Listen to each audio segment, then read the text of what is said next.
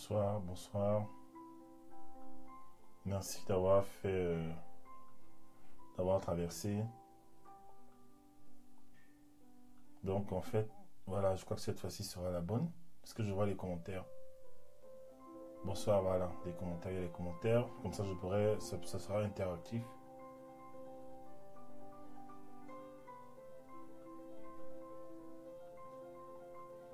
Bonsoir, coach. On vous attendait avec impatience. Merci Betty. Sois béni. Sois béni.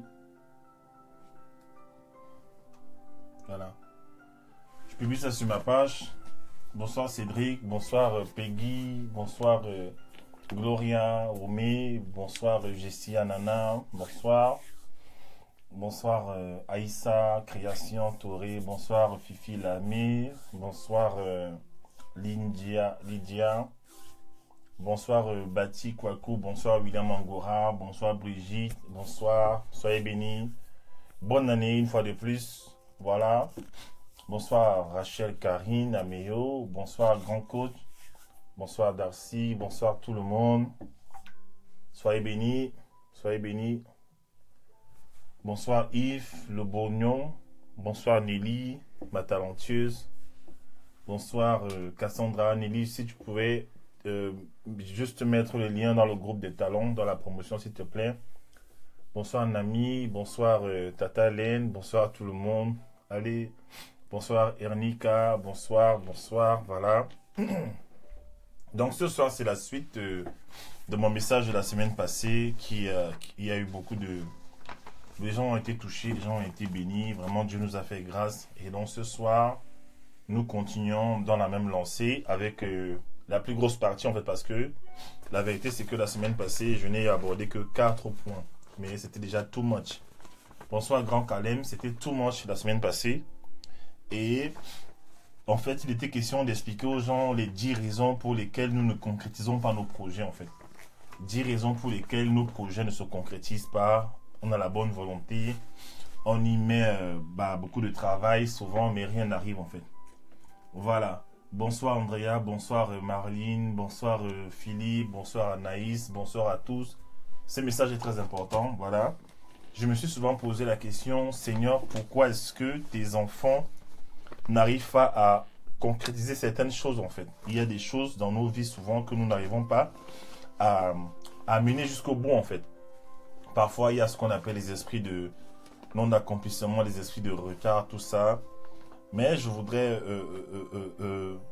revenir en fait sur les différents points qu'on a abordés la semaine passée.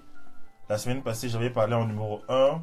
Bonsoir Lauriane, j'avais parlé en numéro 1 du manque de clarté ou de vision, qui était le premier élément qui nous poussait à ne pas concrétiser nos visions, nos projets, parce que ton projet est attaché à une vision, à une destinée, et lorsque tu n'as pas de clarté, tu ne sais pas où tu vas. C'est un peu comme un individu qui monte dans un bus et il ne sait pas où il va. Il dit seulement au bus, amène-moi. Ou il monte dans un taxi, il dit seulement, amène-moi. Le taxi aura tendance à le laisser n'importe où, en fait. N'importe où, on va le jeter. Voilà. Et j'avais expliqué qu'avec cet esprit, cette mentalité-là, il y avait ce qu'on appelle le fait de ne pas être expert. En anglais, on dit Jack of all trades, master in nothing. Jack of all trades, master in nothing. C'est-à-dire quelqu'un qui est dans tous les business, il est dans tous les biz, tous les JSB, comme on dit au Cameroun. Mais le gars ne maîtrise rien. On parle de marketing ici, il est là. On parle de vente, il est là. On parle de motivation, de coaching, de vente, de vêtements. Il est partout, en fait. Et finalement, on ne sait pas en quoi il est fort. On ne sait pas en quoi il est positionné. On ne sait pas ce qu'il a de spécial à offrir, en fait. Et finalement, dans le subconscient, peut-être de l'audience, de son audience, de sa clientèle, en fait, on ne lui fait pas confiance. Il n'accroche pas, en fait. Pourquoi? Parce qu'il est Jack of all trades, master in nothing. Vous connaissez des gens comme ça autour de vous qui ont des grands projets, qui ont la volonté qui va avec, qui ont les capacités, les talents, mais comme ils n'ont pas compris la loi de la clarté, l'importance d'être clair sur son projet, sur son objectif, en fait, et qu'est-ce qu'ils font? Ils tournent en rond. Ils tournent en rond. Ils tournent en rond, en fait. Donc, je voulais aujourd'hui... voilà. Le deuxième élément, c'est le manque de discipline. Je vous ai parlé du manque de discipline. Le fait que la discipline, c'était quoi? Bonsoir tout le monde. La discipline, c'est... Selon Brian Tracy, c'est l'une des définitions que j'ai le plus aimé de toute ma vie, en fait. Il disait que la discipline, c'est de faire ce que tu dois faire, quand tu dois le faire, que tu le veux ou non. Hein? Hein? La discipline, c'est de faire ce que tu dois faire quand tu dois le faire, que tu le veuilles ou non. Voilà. Do what you do when you have to do it. Either you want it or not. Tu dois le faire en fait. C'est-à-dire que si tu dois te lever chaque matin pour faire 15 pompes, mon gars, tu dois les faire parce que si tu ne fais pas ça, ben, ton cœur va commencer à dépérir. Si tu dois manger, si tu dois te lever chaque matin et boire une tasse ou alors un bol d'eau chaude avec du citron, tu dois le boire en fait. Sinon après, tu vas avoir des conséquences. Ça, c'est la discipline en fait. C'est quelque chose que tu dois faire dans ta vie et que tu le veux ou non. Parce que dans certains projets, il y a deux phases. Dans les projets, il y a deux phases. Il y a toujours la phase où c'est excitant, c'est motivant, c'est fun, c'est funky, voilà comme on dit souvent. Tu aimes ça, c'est bon, tu vois. Parce que tu vois les fruits sur plusieurs années, tu te dis, waouh, si je me mets à fond dans ce truc, si je vais réussir. Mais le problème, c'est quoi? C'est qu'il y a ce qu'on appelle le going, when the going get tough. C'est-à-dire que quand le processus devient dur, en fait, c'est là que ce n'est plus fun.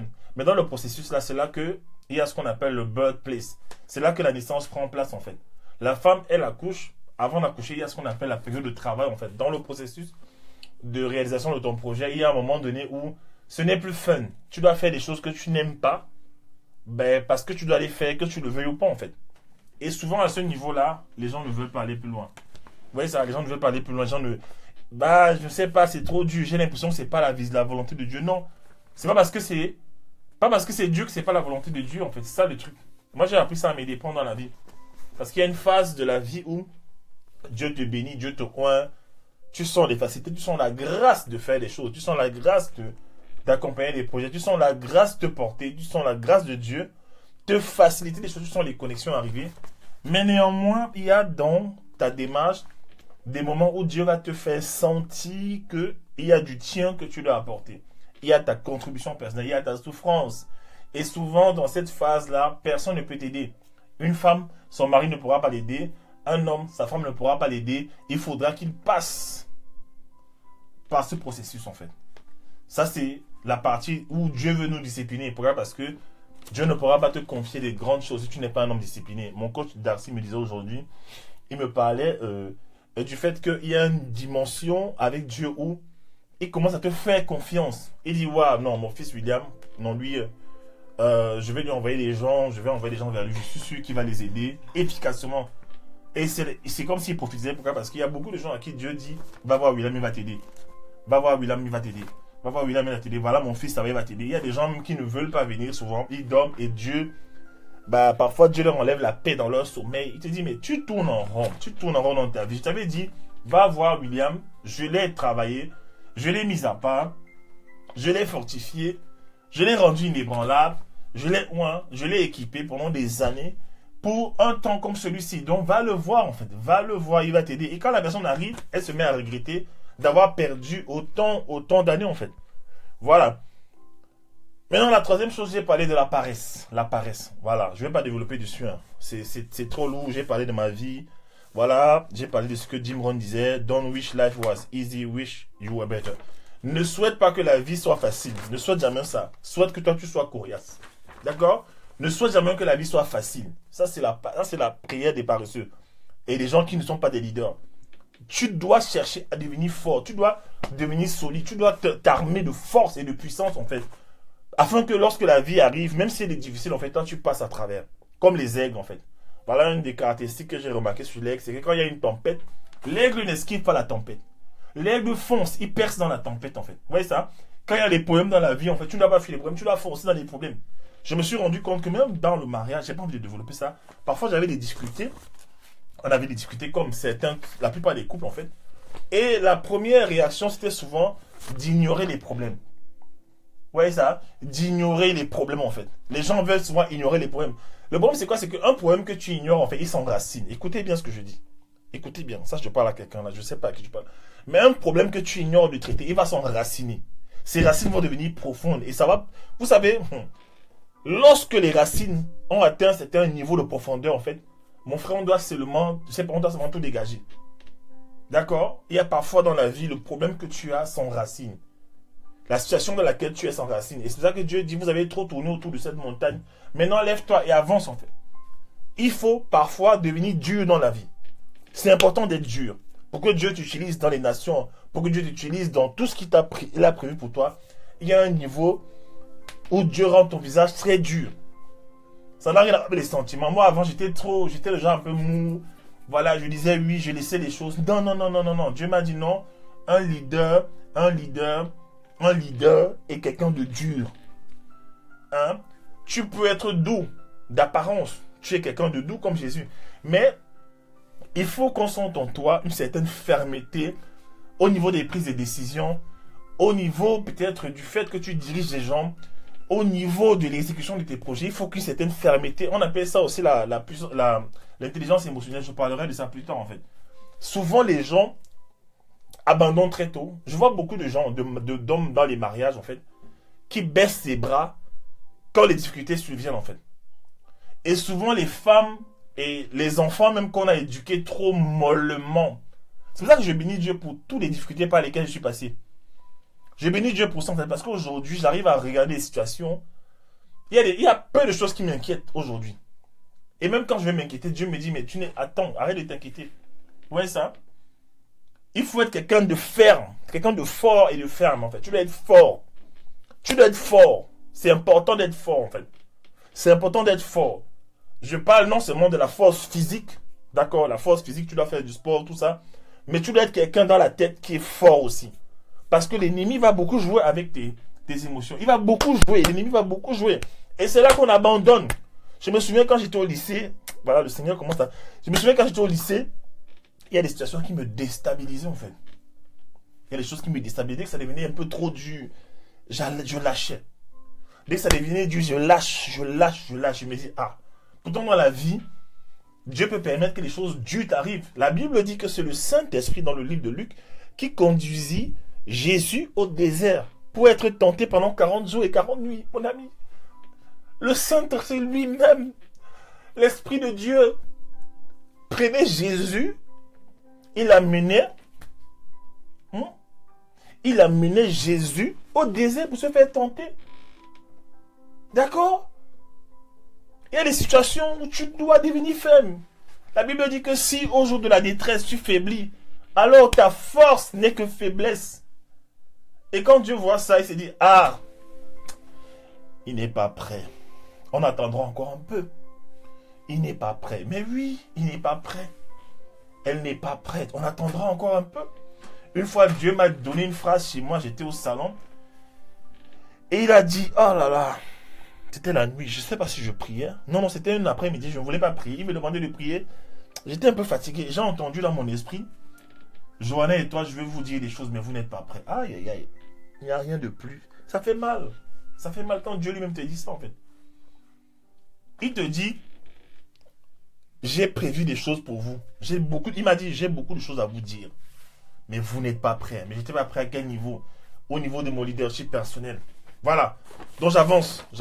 J'insistais un peu dessus. Voilà. J'ai parlé aussi des mauvaises associations. D'accord? Des mauvaises associations. Des mauvaises associations. Ça, ne blaguez pas avec ça. Les mauvaises associations, en fait. D'accord? Des mauvaises associations. Mauvaises associations. Retenez bien ce que je dis. Mon frère, là où tu vas dans la vie, le Seigneur ne peut rien faire pour toi si tu es mal entouré. My God. Le Seigneur ne peut rien faire pour toi si tu es mal entouré. Ça veut dire que les gens qui t'entourent, en fait, ont la capacité de bloquer la puissance de la vision que tu as déposée sur toi. Et Dieu est obligé maintenant de dégager les gens de ta vie, afin que ce qu'il a prévu pour toi se manifeste. Quand on prend le livre, quel livre on fait dans la Bible en fait? C'est dans le livre de la Genèse, je crois que c'est Genèse 11, où les hommes se sont réunis en fait pour construire la tour de Babel, pour monter au ciel. La Bible dit que ils ont consenti en fait tous avec un projet commun, dans un esprit commun en fait, de toucher le ciel en fait, de bâtir une muraille qui allait toucher le ciel. Et on dit qu'ils se sont lancés dans leur ouvrage. Et il construisait, il bâtissait, il construisait, il bâtissait, il construisait, il bâtissait. Et un jour, Dieu maintenant se lève, il regarde vers le sol en fait, et il voit que l'œuvre des hommes est en train d'arriver, ça va bientôt toucher le ciel. Et qu'est-ce que Dieu a fait? Dieu a dit, les voilà, ces hommes-là, ils sont unis, ils ont résolu dans leur cœur de bâtir ça, et rien ne pourra leur empêcher de faire ça. Dieu lui-même qui dit ça, que rien ne pourra leur empêcher d'arriver, de matérialiser ce projet. Alors qu'est-ce qu'on fait? Allons, confondons-les avec diverses langues, afin qu'ils soient désunis, afin qu'ils s'abandonnent en fait. Ça veut dire que Dieu lui-même comprend que lorsque tu es uni à quelqu'un, tu es uni à des gens, il y a des projets qu'il y a pour toi qui ne marcheront jamais, malgré sa grande puissance, en fait, parce que Dieu est soumis aux propres lois, la loi des associations. D'accord? La loi des associations. En fait, Dieu a créé la loi de l'aérodynamique, la loi des saisons, la loi du mentor créatif, toutes les lois que vous connaissez, la loi de la lévitation, la loi de la nutrition. Il a créé toutes sortes de lois qui régissent le monde entier, en fait. Si aujourd'hui tu te jettes par la fenêtre, mon ami, même si tu aimes trop Jésus, même si tu chantes en langue, tu pries, tu dors 10 heures de temps, tu risques de tomber, t'écraser et mourir, en fait. Tu vas t'écraser. Donc, c'est une loi spirituelle qui établit, qui régit le monde en fait. Donc c'est pareil dans les lois des associations en fait. Attention avec qui tu t'associes. C'est important. Il y a des gens avec qui tu te mets, ce que tu fais ça speed. Ça speed. Oui. Il y a des gens avec qui tu t'assois, tu causes comme ça là. Mam! Accélération sur accélération. Accélération sur accélération. Tu te demandes mais où étais-tu? Comment reconnaître ces gens? C'est que ces gens qui arrivent, tu te demandes mais ouais, tu étais où avant en fait? Par contre, il y a des gens, tu les rencontres et c'est là que tu commences ta descente aux enfers. Ça devient compliqué. Bonsoir. Ça devient compliqué. Ça devient compliqué. Et souvent, on vous dit attention à vos associations. Moi, j'étais le chef. Hein. Le Seigneur me disait attention. J'étais au Mozambique, je marchais avec plein de gars. Plein de gars, oui. Seigneur, on est ensemble. Hein. Il y a trop de Mozambicains. Ils parlent tous portugais. Bon, je commence à comprendre le portugais, mais bon. Il y a les Camerounais là quand même. Bon, je vais marcher avec eux parce que bon, je n'ai d'autres personnes. Le Seigneur me dit attention. Je ne comprenais pas. Je ne comprenais pas. Souvent, il y a cette dimension en nous qui ne veut pas rester seul. Il y a des gens qui ne veulent pas rester seuls dans leur vie en fait. Ils veulent toujours être là en groupe. Ils veulent toujours s'agglutiner. Ils veulent toujours être avec des gens en troupe. Alors en boîte de nuit, faire la fête ensemble, on rigole. Mais quelqu'un a dit, vous êtes tous ensemble et chacun connaît sa situation. Et il m'a fait comprendre que pour atteindre une certaine vitesse de croisière dans la vie, même un oiseau doit se décharger en fait. Quand tu t'envoles en fait, quand tu t'envoles et que tu es super chargé, tu as des sacs, on va te demander quoi de te décharger. Même quand on fait la restauration des âmes là, on te dit non, tu as trop de paquets sur toi. Hein? Tu as la colère, tu es là plein de colère, plein de rancune, plein de convoitise, verte de jalousie, tout ça c'est sur toi. Hein, les rancunes de ton père qui t'a pas aimé, qui n'a pas été là, les ceci, tout ça en fait, tu en veux à toute la terre entière. Finalement, tu ressembles à un oiseau qui veut voler avec des charges de moins de 25 kilos sur lui. Et tu ne pourras pas t'envoler. D'accord? Tu ne pourras pas t'envoler. Pourquoi? Parce qu'il te faut te décharger. Tu vois? Décharge-toi. Et maintenant, tu vas te rendre compte que quand tu vas te couper de certaines relations, tu vas te rendre compte que tu prends plus ton envol en fait. La Bible dit quoi? Dans Ésaïe 40. Ceux qui se confient en l'Éternel prennent leur envol comme des aigles. Écoutez bien, ce n'est pas ceux qui se confient en des relations, en des gens, en des hommes. C'est pas parce que tu te confies en des hommes que tu prends ton envol. C'est comme ceux qui se confient à l'Éternel sont comme des aigles. Ils prennent leur envol comme des aigles. On dit quoi? Ils courent et ne se fatiguent point. Ils courent dans la vie et ne se fatiguent pas. Ceux qui se confient en Dieu, pas dans les hommes. Ils courent dans la vie et ne se fatiguent point. Ils marchent et ils ne chancellent pas. Ça veut dire que là, ils en vont là. Ça marche en fait. Et quand Dieu vient dans ta vie, te dit, telle relation, c'est pas bon. Mon frère, demande à Dieu de soutenir. Il y a des relations pour lesquelles tu dois dire à Seigneur, soutiens mon cœur. Je sais que j'aurais mal, soutiens mon cœur. Là, je suis en train de parler un peu des relations amoureuses. Ça, c'est le piège de beaucoup en fait. Bah, tu as aimé quelqu'un pendant des années. Ben, en plus, tu aimais la personne, tu sentais que c'était pas la bonne personne. Du jour au lendemain, Dieu te dit, cut. Hein? Cut it, cut it, cut it, cut it. Hein? This relationship is not good for you. You need to cut it. Hein? Cut it, cut it, cut it, cut it, cut it, cut it. Tu dois couper en fait. Tu vois un peu? Hein? Cette personne te coûte trop cher. Tu dois couper. Tu dois couper cette relation. Il y a des relations comme ça là. Il y a des relations. Vous savez, les êtres humains sont des transporteurs d'énergie. Il y a des gens, si tu t'assois avec eux, tout devient black autour en fait. Il y a des gens qui t'assoient avec eux, tout devient black, dark. Il y a des femmes avec qui je te mets, tout devient dark dans ta vie. Je sais de quoi je parle.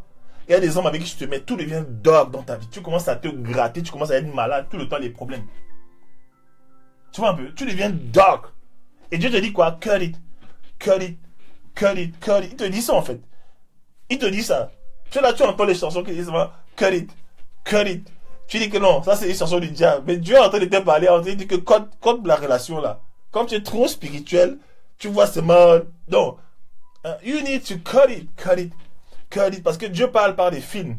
Je ferai bientôt un conférence sur la voix de Dieu. Dieu il parle par des films. Il parle par sa parole. Il parle par des morceaux. Il parle par des couplets dans les morceaux. Il te prévient. Cut it, cut it, cut it, cut it, cut it. Il te demande de couper. Seigneur, pas lui, Seigneur. Tu peux tout enlever dans ma vie, Seigneur, sauf ce gars. J'ai trop souffert seul dans la vie. Abandonné de tous. Rejeté de tous. Je passais un jour comme ça dans la rue à 14h30. Il faisait chaud. J'avais un pantalon jean bleu. Une chemise blanche. Lui aussi, il passait par là. Il avait un pantalon jean bleu. Une chemise blanche. Mon argent est tombé. Il a ramassé l'argent. Il m'a dit, un gentleman. Je suis allé avec lui quelque part, on a mangé, on a causé. Je me suis rendu compte que c'est comme si je le connaissais depuis l'enfance. C'est comme si je le connaissais depuis l'enfance. Seigneur, je sentais que c'était un signe du ciel. Je regarde le ciel, je dis, tout est positif. Dieu te dit, cut it, cut it, cut it, cut it, cut it. J'aime pas ce bon le morceau là, parce que si c'est bon le morceau là, maintenant vous allez dire que c'est un rap des païens. Vous allez venir m'accuser. Donc je ne mets pas le morceau là. Cut it, cut it, cut it, cut it, cut it. Ouais, et Dieu te dit, coupe. Hein? Cut it, cut it, cut it, cut it, cut it. Ça fait mal. Cut it, cut it. Hein? Tu imagines comment quand tu vas couper la relation, tu vas dormir, tu seras tourmenté par les liens d'âme. Tu vas quitter le gars, tu penses encore aux scènes d'amour avec lui. Hein? Les vacances à Dubaï, les vacances à Kribi. Oui, Seigneur, l'amour. Seigneur, c'est trop dur, la destinée, c'est dur. J'abandonne, Seigneur. Ta grâce, ta Bible, ta parole dit que là, il y a le péché qui abonde, la grâce surabonde, Seigneur. Alors toi-même, tu vas venir prendre mon pied. Tu vas venir bloquer mon pied en route. Quand je vais partir dans la maison du gars là, Seigneur, bloque mes pieds. Dieu ne bloque pas tes pieds. Il ne bloque pas tes pieds. Il ne bloque pas tes pieds. Voilà. Cut it, cut it, cut it, cut it, cut it, cut it. Dieu te dit même de couper. Il ne coupe pas. Il te dit lui-même, toi-même coupe. Et il y a une chose que j'ai appris du passé. Donc Castor lui disait que quand Dieu te demande de couper, ça, il y a des gens qui ne comprennent pas. Parfois vous avez des problèmes, parfois vous avez des problèmes, vous dites que c'est le diable qui vous attaque. Parfois c'est Dieu qui vous brutalise. Écoutez bien ce que je dis. Il y a des problèmes dans lesquels Dieu t'amène lui-même. Il te brutalise afin que tu comprennes enfin. Il y a les gens, moi je connais des gens, pour changer, Dieu doit les secouer. Mais Dieu doit les secouer à un level que, tu vois, il te secoue jusqu'à ce que tu sentes ta tête bouger. Ça va. Il y a des gens, Dieu est obligé de les secouer avec la force. Vous allez voir un gars comme Paul dans la parole, hein, dans les épîtres, on dit que Paul, pour que Dieu se serve de lui, Dieu l'a rendu d'abord aveugle. Mon frère, d'abord aveugle. Dieu est puissant, non? Est-ce que Dieu ne peut-il pas le convaincre dans son cœur pour lui dire, hey, Paul, arrête, tu me sers maintenant, je te donne la capacité de me servir? Non. On te dit que Paul était tellement intelligent, brutal, et quelqu'un avec un caractère terrible. Et Dieu, pour lui parler, Dieu est obligé de le rendre aveugle. Dieu est obligé de le rendre aveugle. Il te rend d'abord aveugle. Dieu même te rend d'abord aveugle pour te parler. Donc Dieu l'a rendu aveugle pendant 3 jours. Après Dieu lui dit, Paul, il dit, Seigneur, mon Seigneur. Tu vois ça? Et en plus, quand il sert encore le Seigneur, comme le Seigneur connaît son côté brutal, le Seigneur permet qu'il ait une écharde, une épine dans le dos.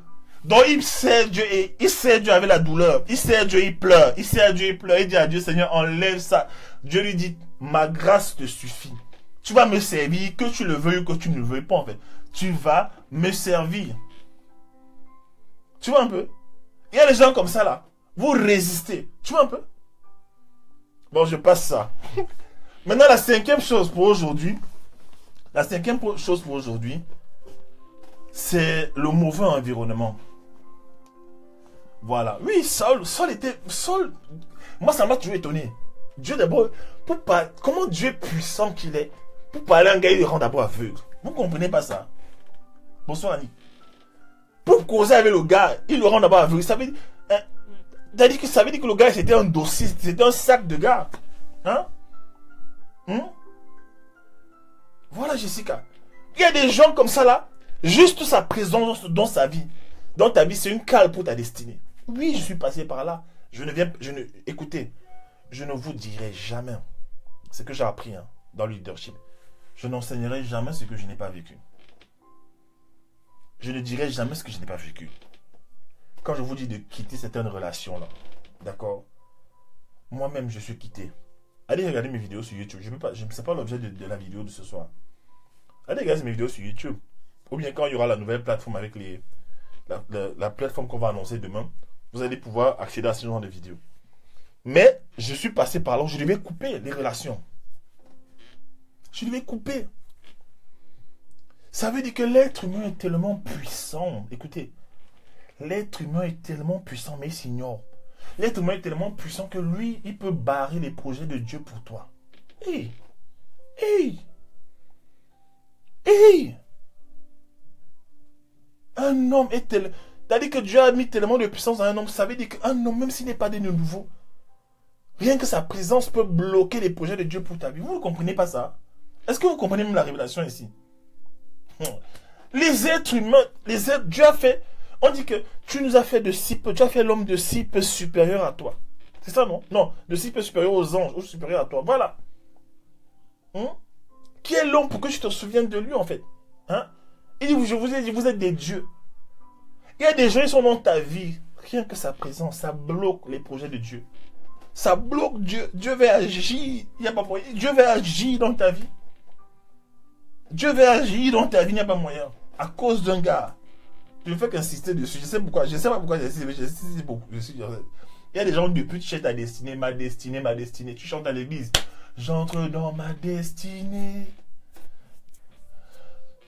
Tu n'entres jamais. Pourquoi? Parce qu'il y a un gars dans ta vie. Il y a une fille dans ta vie que tu dois dégager.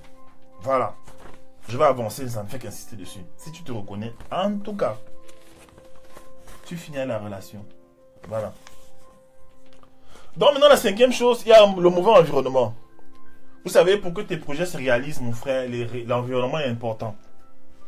Voilà, quand j'ai déménagé, si le gars est doux, c'est difficile de partir. Là. Lui, si c'est un gars doudou, voilà. Si c'est un gars doudou, ben bon.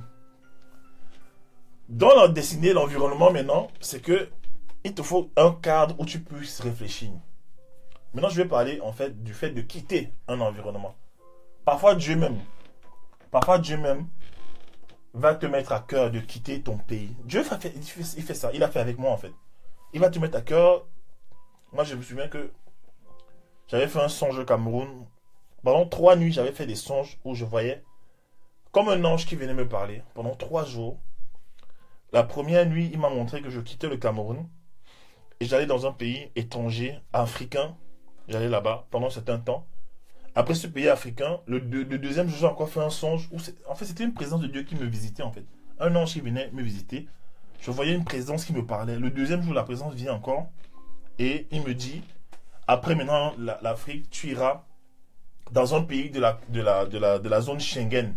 Bon, je suis en France. De la zone Schengen, tu iras là-bas. Et après la 3e dimension, tu iras aux États-Unis en fait.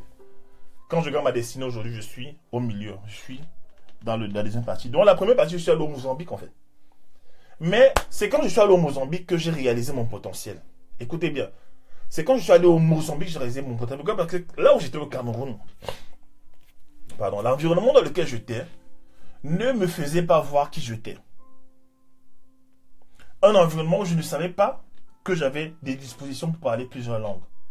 Un environnement, merci grand frère Darcy, j'arrive bientôt. Un environnement où je ne savais pas que je pouvais parler plusieurs langues. Un environnement, je ne savais pas que j'étais un motivateur. Parce que je me suis retrouvé au Mozambique avec beaucoup de Camerounais, des footballeurs. Et j'étais celui qui coachait. Je motivais, je coachais. J'étais le motivateur, le libérateur en fait. Même lorsqu'on a pris l'avion de Douala à Nairobi, de Nairobi à Johannesburg, partout il fallait parler anglais. C'était moi, en fait, des check-up à l'aéroport. C'est moi qui enregistrais. C'est moi partout, partout, partout. Voilà. Je comprends pourquoi j'avais commencé à parler anglais au Cameroun, à prendre des cours. Dieu me préparait des gens en fait. Parfois dans ta destinée, le Seigneur va venir avec des suggestions qu'il va te faire. Et les gens négligent en fait. Dieu va venir, il va te dire, apprends l'anglais, apprends le portugais, apprends l'espagnol. Il va insister. Toi, tu ne fais que blaguer avec. Tu ne vois pas où ça te donne. Est-ce que ça donne même l'argent? Est-ce que ça donne même l'argent? Comme la plupart des gens sont bloqués, ne comprennent pas l'histoire des destinées. Est-ce que ça donne même l'argent? Dieu te dit, étudie l'anglais. C'est tout ce que je te demande en cette saison-ci. Est-ce que tu sais que Dieu est capable de te dire d'étudier l'anglais pendant des mois, des mois, des mois et tu bloques ta vie à cause de ça?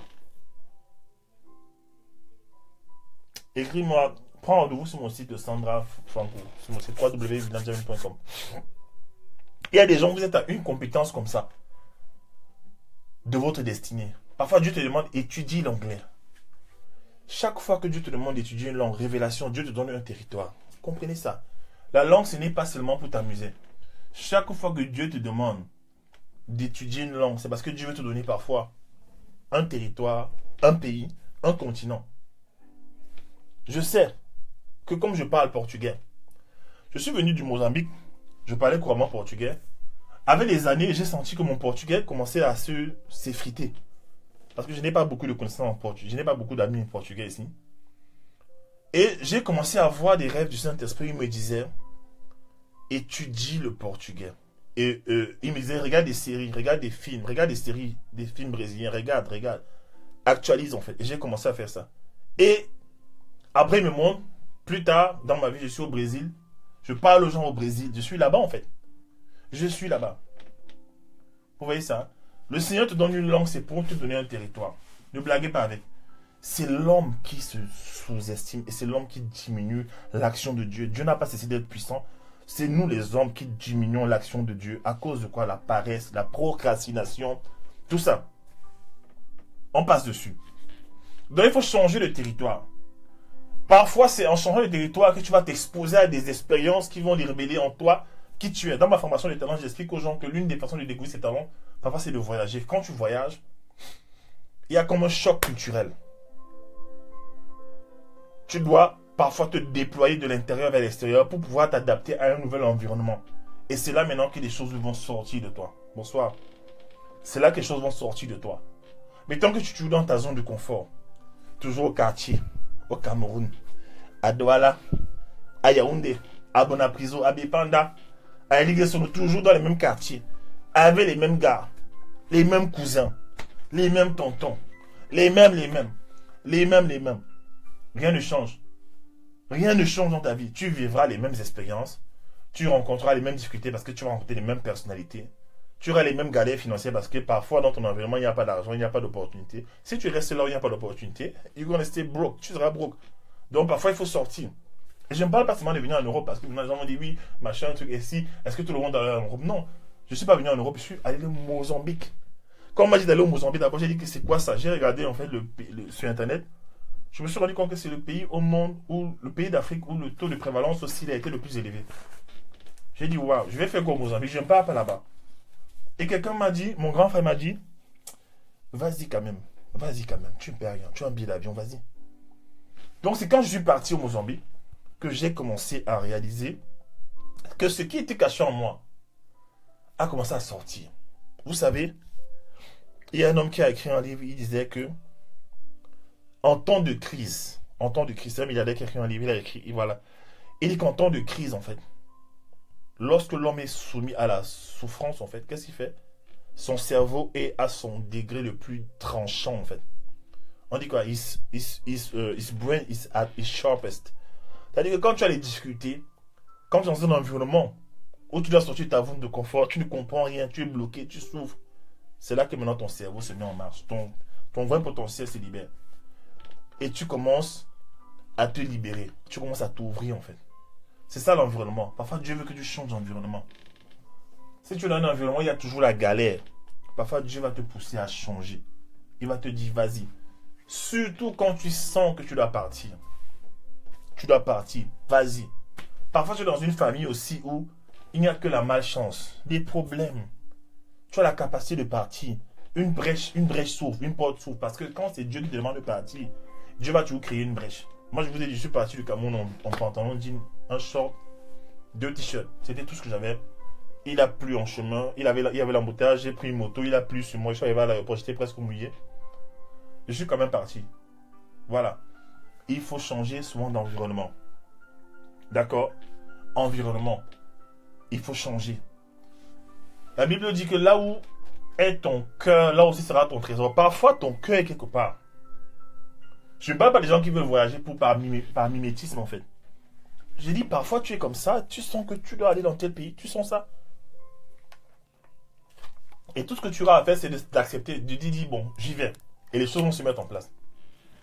D'accord? Parfois, tu ressens ça. La Bible dit bien, là où est ton cœur, là où sera ton trésor. Le Saint-Esprit sait où est ton trésor. Le premier indicateur de là où tu seras béni, c'est que ton cœur te pousse là-bas. Oui, ton cœur te pousse dans un pays. Ton cœur te pousse au State. Mais tu ne parles pas anglais et tu as peur. Mais commence à apprendre l'anglais. Les voyages peuvent se préparer pendant 6 mois, 1 an. Le comment tu vas voyager, ce n'est pas ton problème. Bonsoir Gaël. Le comment tu vas le faire, la plupart des gens, qu'est-ce qui bloque les gens? C'est comment je vais faire. D'accord? C'est pas ton problème. Vas-y seulement. Commence, initie quelque chose. Planifie. Pense. Pense. Je me souviens au Cameroun, on était là, à Bonamous, à Diado, alors on joue au basket, on joue au basket, on joue au basket, on joue au basket. Et un grand frère qui est venu nous a dit, petit, je vous vois là tout le temps, vous entraînez, c'est bien. Mais mon frère, avant de vous entraîner là, mon frère, cherchez comment vous allez voyager. Tant que vous vous entraînez là et que vous ne voyagez pas, rien ne va changer. Et on était tous là comme ça. Et moi, ça a résonné en moi comme un rhéma. Voici pourquoi je demande de ne pas être religieux. Dieu parle d'une façon ou d'une autre. Parfois, Dieu te parle par un inconnu. Il te parle par un signe. Il te parle par une situation. Il te parle. Il te dit, ce monsieur arrivé, c'est même pas un chrétien. C'était un gars bizarre, un grand frère bizarre même là, qui aimait tous les problèmes. Mais le jour là, le même grand frère bizarre là, quand il a parlé, j'ai entendu Dieu, j'ai senti l'appel de Dieu en fait. C'est pourquoi il faut être connecté à l'Esprit de Dieu. Vous voyez ça? Maintenant, le sixième élément qui bloque nos projets, j'en parle beaucoup dans mes formations, c'est l'absence du mentor. Voilà, un mentor. Un mentor, c'est très... Les gens blaguent avec, surtout nous les francophones, on blague beaucoup avec. On ne comprend pas en fait ce que c'est. Même que lorsqu'on entend parler de ça, on n'étudie pas. Personne ne s'est fait tout seul. Personne ne s'est fait tout seul. Platon avait pour mentor Socrate. Aristote avait pour mentor Platon. D'accord? Mark Zuckerberg, que vous voyez là, son mentor c'était Steve Jobs. Actuellement, son mentor c'est Bill Gates. D'accord? Oprah Winfrey, son mentor c'était Maya Angelou. Oprah Winfrey, son mentor c'est Maya Angelou. Oprah Winfrey que vous voyez là, elle est puissante, mais là, il y a une femme puissante qui l'a guidée. Il y a toujours quelqu'un qui doit te guider. Tu vois un peu? Il y a toujours quelqu'un qui doit te guider. Il y a toujours quelqu'un qui doit te guider. C'est très important. C'est très important. Le mentor t'amène à une autre dimension. Les mentors sont des portes de Dieu pour ta vie en fait. C'est important ça.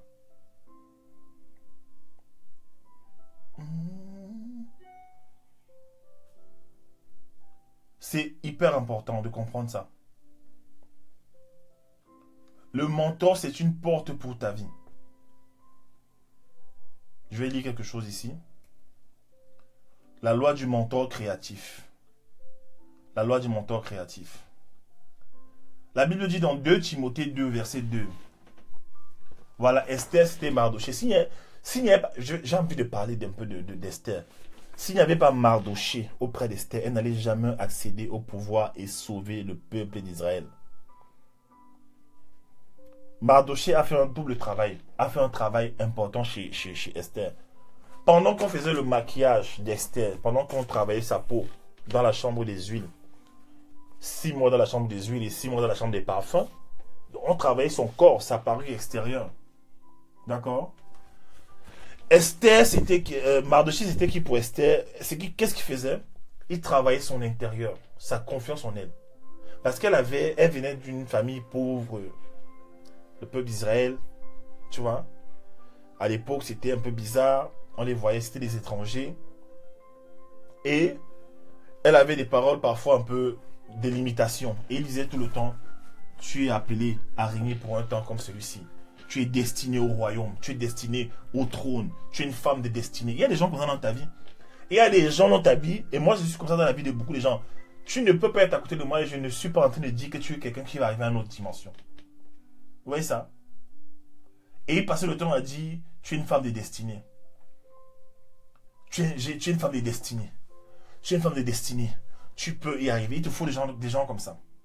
La Bible dit dans 2 Timothée 2, c'est que ce que tu as entendu de moi en présence de beaucoup de témoins, confie-le à des hommes fidèles qui soient capables de l'enseigner aussi à d'autres. Ce que tu as entendu en présence de beaucoup de témoins, confie-le. C'est-à-dire quoi? C'est-à-dire que dans la vie, il y aura toujours des gens qui vont devoir trouver des gens fidèles pour leur transmettre des connaissances que eux aussi retransmettront à d'autres gens fidèles, ainsi de suite en fait. D'accord? La Bible dit, pour les projets, Proverbe 11, verset 14. Voilà. Proverbe 11, verset 14. Quand la prudence fait défaut, le peuple tombe. Quand la prudence fait défaut, le peuple tombe. Et le salut est dans le plus grand nombre des conseillers. Le plus grand nombre des conseillers, c'est que c'est les mentors. Ce sont les gens qui te conseillent. Qui te conseille? Qui te conseille? Moi, je suis très béni. J'ai des grands frères autour de moi. Quand je veux m'engager dans un projet, je les appelle, je dis, grand frère, voilà, je vais faire ça, ça, ça. Ils me disent, non, non, je vois comme ça, attends d'abord. Quand tu es une personne dans ta vie, merci beaucoup, Georgette, sois béni. Quand tu es une personne dans ta vie, en fait, et tu veux te lancer dans des projets, et tu n'écoutes pas les gens, tu vas très très mal échouer, en fait. Écoute, à moins que ce ne soit Dieu qui te parle. Mais Dieu nous a donné des mentors. Les gens qui disent que oui, on n'a pas besoin d'un mentor, on a le Saint-Esprit. Il nous a donné des mentors. La Bible dit quoi? Le salut est dans le plus grand nombre de conseillers. Donc tu dois avoir des gens dans les différents domaines d'expertise de ta vie qui te conseillent. Je dis souvent mes talentueux, vous devez avoir des mentors dans tous les domaines. Bonsoir Marie-Thérèse, tu dois avoir des mentors dans du coaching, dans la motivation. Si tu es motivateur, dans la photographie, tu dois avoir des mentors. Tu dois avoir des gens qui te cadrent et qui te recadrent. Tu dois avoir des gens pour qui tu es accountable. C'est-à-dire que tu dois rendre compte. Moi, je dois rendre compte à mes grands frères. Si je fais une erreur, on me dit William, attention, là, tu vas pousser le bouchon. Allez, là. Non. Je dis, oh, grand frère, je n'avais pas vu ça. Oh, pardon, je me réajuste, en fait. Je me réajuste. Oui, ton coach, ton mari peut être ton mentor, mais il faut que toi, tu le regardes. Il faut que tu aies un regard. Tu as la position d'un protégé, d'une protection, en fait. C'est une question de positionnement et de regard. Si tu regardes mal ton mari, ben, il ne pourra jamais être ton mentor parce que tu ne mettras pas en pratique ce qui t'enseigne. Bonsoir, Bert. Il te faut dans la vie des gens qui te cadrent et te recadrent et te montrent la voie. Si tu n'as pas ça, tu vas tourner en rond. Voici le premier signe des gens qui n'ont pas de mentor. C'est qu'ils ont des projets plein la tête, ils ont plein la caisse, et ils n'arrivent à rien faire avec. On dit quoi en anglais? Ils n'arrivent pas à connecter. They are not able to connect the dots. Ils n'arrivent pas à connecter les éléments. Ils ont plusieurs pièces partout. Ils ont plusieurs pièces. C'est-à-dire, il veut faire ici, il veut faire ici, il veut faire ça, il veut faire tel business ici, il veut vendre des habits, des chaussures, les trucs, il veut faire ceci. C'est bien. Mais il commence à vendre, il se fatigue en fait. Mais le mentor, qu'est-ce qu'il fait? Il te dit, oh petit, j'étais là, petit. I've been there, I've done that. J'étais là, j'ai fait ça en fait. Petit, ne passe pas ici là, sinon tu vas te frapper. Petit, ne passe pas ici là, sinon tu vas tomber. Petit, fais comme ça, fais comme ça. Chaque matin quand tu lèves, fais comme ça. Fais comme ça. Et qu'est-ce que tu fais? Tu écoutes. Tu écoutes. Tu écoutes. Les gens ont des projets, mais il leur manque le mentor. Je parlais de ça, j'ai fait une vidéo dessus, la pièce manquante, c'est le mentor. Le mentor peut être ton pasteur aussi, ton père spirituel. Il te faut quelqu'un, une figure forte. Quelqu'un qui a déjà été là où tu étais. Marie, quand l'ange lui a dit qu'elle sera enceinte, il lui a dit, première des choses, le Saint-Esprit surviendra sur toi, puisqu'il a demandé comment cela se fera-t-il, car je n'ai jamais connu d'homme. première chose, le Saint-Esprit viendra sur toi.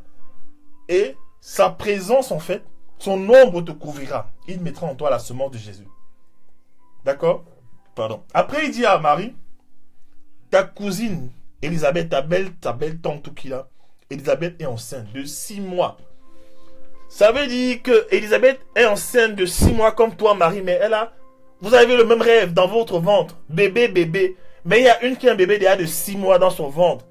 Écoutez bien. Ton mentor, c'est celui qui a les mêmes talents que toi, le même potentiel que toi. Ses talents, son potentiel est avancé et il a beaucoup de choses à t'enseigner. Tu n'as pas ça dans la vie, tu vas tourner en rond. J'ai vécu une expérience avec une de mes coachées au salon de la photo, une de mes mentorées. On était là. Et je lui demandais de nous faire des photos, elle nous faisait des photos, mais elle avait du mal parce que son appareil, ça donnait des photos floues. Et je crois qu'elle transpirait même, elle était là. Mais écoute, comment je fais? Elle était frustrée. Je voyais dans son regard, parce qu'elle a un regard, en fait. Elle ne peut pas cacher ses émotions, en fait. Ouais, quand elle est un peu choquée, là, ça se voit sur ses yeux. Et j'ai senti qu'elle était frustrée, parce qu'elle n'avait pas envie de faire des belles photos. Et moi, quand je prenais l'appareil, je faisais des belles photos. Elle prend l'appareil, avec le même réglage que je lui ai donné. Elle ne fait pas des belles photos, elle est frustrée. Alors je lui ai dit, donne-moi l'appareil. J'ai pris l'appareil, je regarde son appareil. Je n'ai même jamais jeté son appareil. Hein.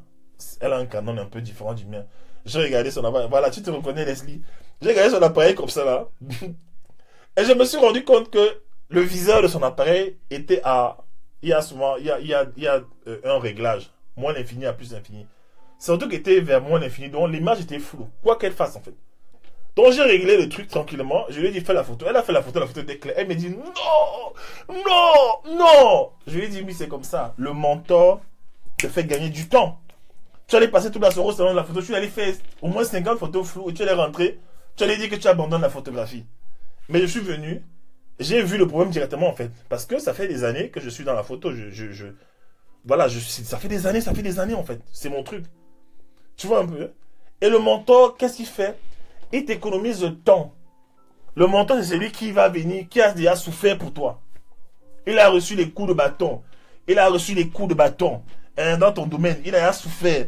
Après, tu arrives seulement, tu dis, Coach William, Coach Darcy, Dieu m'a donné un rêve. Je dois faire ça. Tu dis, petite, viens t'asseoir ici, je t'explique. Petit, c'est rien. Je connais la stratégie. Il y a des gens que tu coaches comme ça. Tu es comme ça, tu es assis, tu coaches, tu dis fais comme ça. Il y a une dame que j'ai coachée une fois, je me souviens, une femme d'affaires. Elle a des entreprises en France. Elle a près de 150 employés entre la France et machin. Et Dieu m'envoie un dossier comme ça. Un dossier, une femme. Dossier. C'est-à-dire, je dis mais Seigneur, quand elle a commencé à me raconter ce qu'elle fait, qui elle est. J'ai dit, mais Seigneur, je vais coacher la femme, c'est comment. Mais pendant qu'elle me parlait, en fait, j'ai connecté quelque chose parce que j'avais vécu des choses dont elle avait besoin dans son organisation. J'ai commencé à lui parler comme ça. 30 minutes. Elle m'avait payé pour, je crois, pour 2 heures. Pour 2 heures de temps, quelque chose comme ça. Elle avait payé une certaine somme considérable. 30 minutes après, elle me dit, c'est bon, tu m'as aidé. C'est fini. Je dis mais comment ça? C'est oui, elle me dit non, tu m'as dit ce que je voulais savoir. Non, c'est fini. Maintenant je comprends. Non, c'est trop fort, C'était fini en fait. Le mentor te permet d'aller vite parce que Dieu l'a travaillé avant. Et parfois tu as besoin, tout le temps tu as besoin d'un pas. En fait, comment dire ça? Pour avancer dans ta vie, il te faut un mentor. Moi dans ma formation des talents, j'ai dit aux élèves ayez vos mentors. Tu es une femme. Tu veux te marier bientôt, tu dois te marier bientôt. Il te faut avoir une femme qui est assise dans le mariage et qui a un mariage qui est sain, qui est passé par tous les hauts et les bas des mariages, qui est passé par les difficultés et qui a stabilisé son mariage. Quand elle va t'enseigner sur le mariage, toi-même tu vas dire non, je suis ignorant. Détruis mon ignorance. Tu dis que maman, détruis mon ignorance. Viens au secours de mon ignorance. Viens changer ma mentalité. Vous êtes là comme ça, vous voulez sortir avec les hommes, vous voulez vous marier, mais vous n'avez même pas de mort. Tu n'as même pas une femme qui t'enseigne sur le mariage. C'est pour ça que tu vas toujours de mauvaises relations. Est-ce que tu as appris l'enveloppe? Comme ça là? Et ça, c'est des choses, c'est pour ça que les anglophones, parfois, ils nous dépassent. Je suis désolé de dire ça. Tu vois une femme dans ta famille, elle est mariée depuis 35 ans. Elle est une femme de réputation. On sait que c'est une femme, sa réputation l'a précédée. Une femme digne, une femme pure. Une femme que tout le monde, à qui tout le monde veut ressembler. Tu la vois dans la famille. Prends l'enveloppe. Je vous donne une révélation. Si vous ne comprenez pas, prends l'enveloppe. Prends l'enveloppe. Mets une offrande dedans. Pensez qu'on donne seulement les offrandes à Dieu. On donne les offrandes à Dieu, mais on donne aussi les offrandes aux hommes.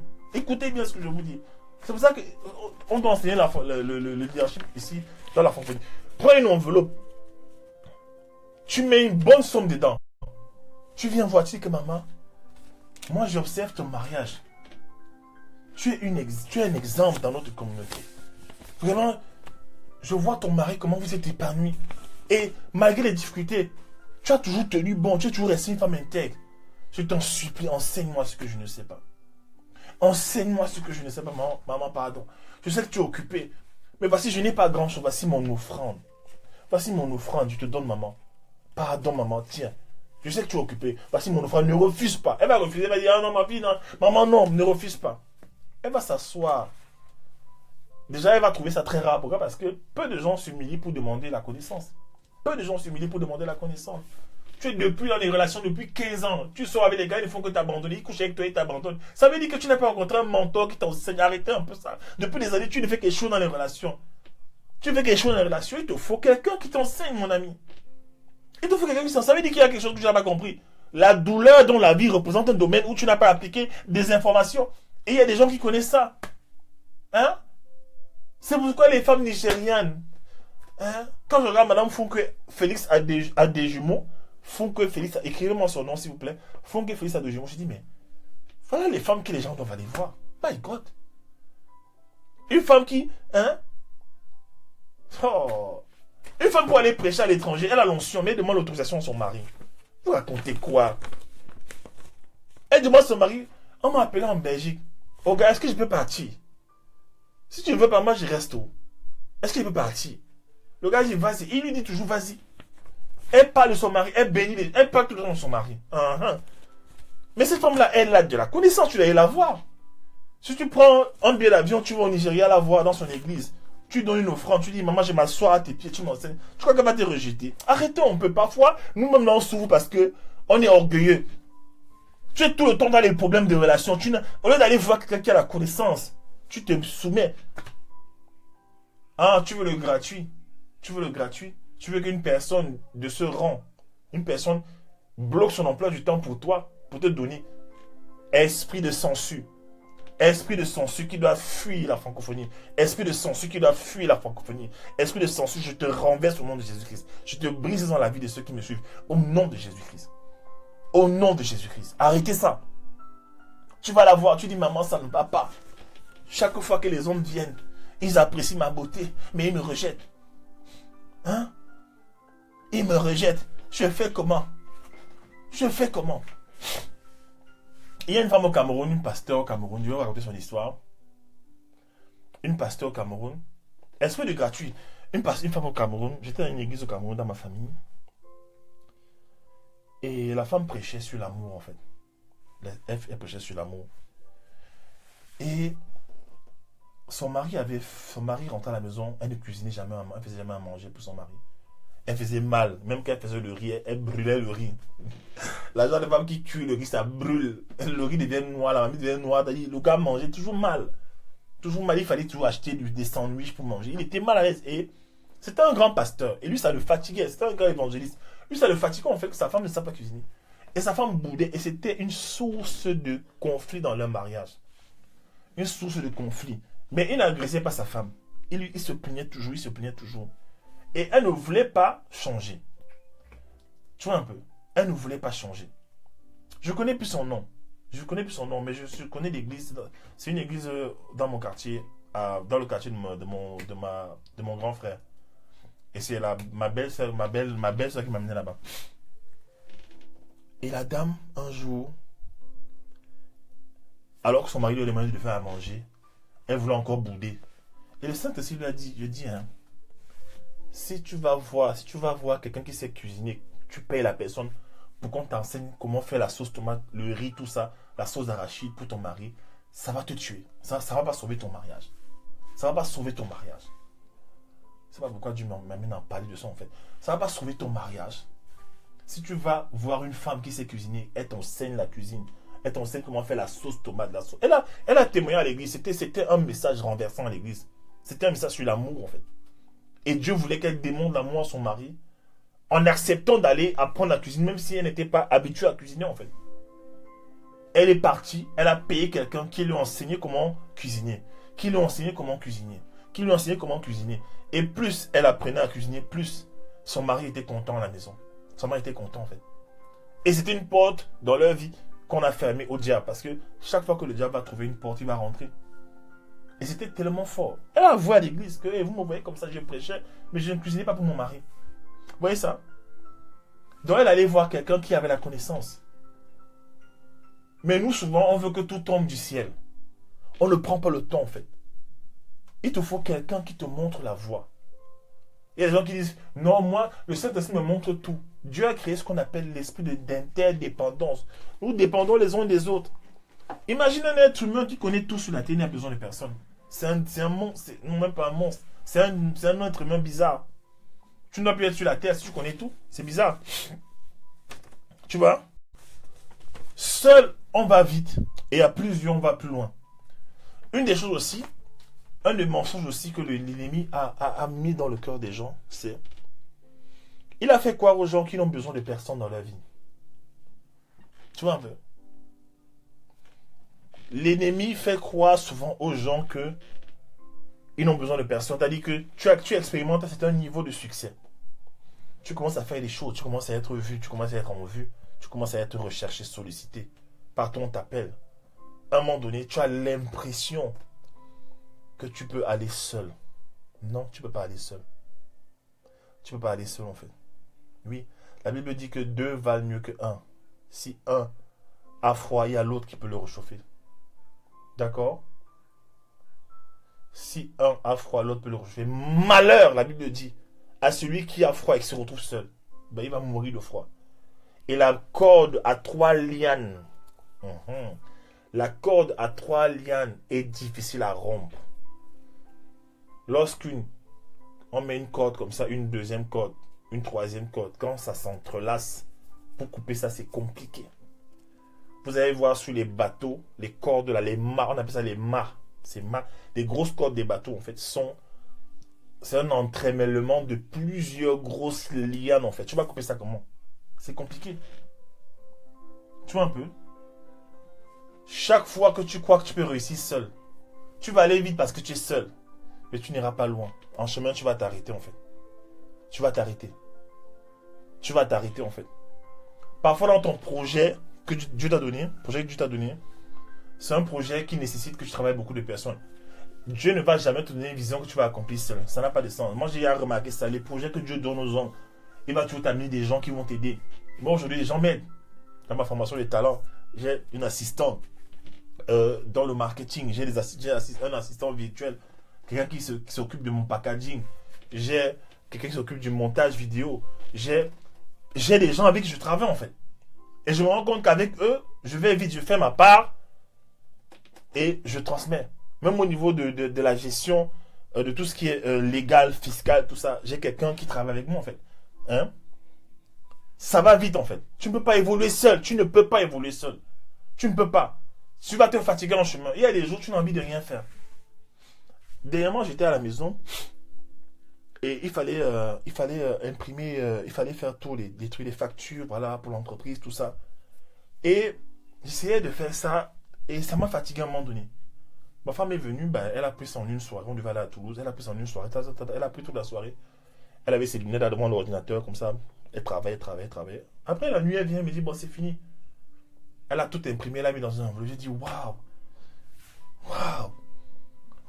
Ma faiblesse, c'est la vocation de quelqu'un d'autre. Ma faiblesse, c'est la vocation de quelqu'un d'autre. Ma faiblesse, c'est la vocation de quelqu'un d'autre. Il y a quelqu'un qui est fort là où je suis faible.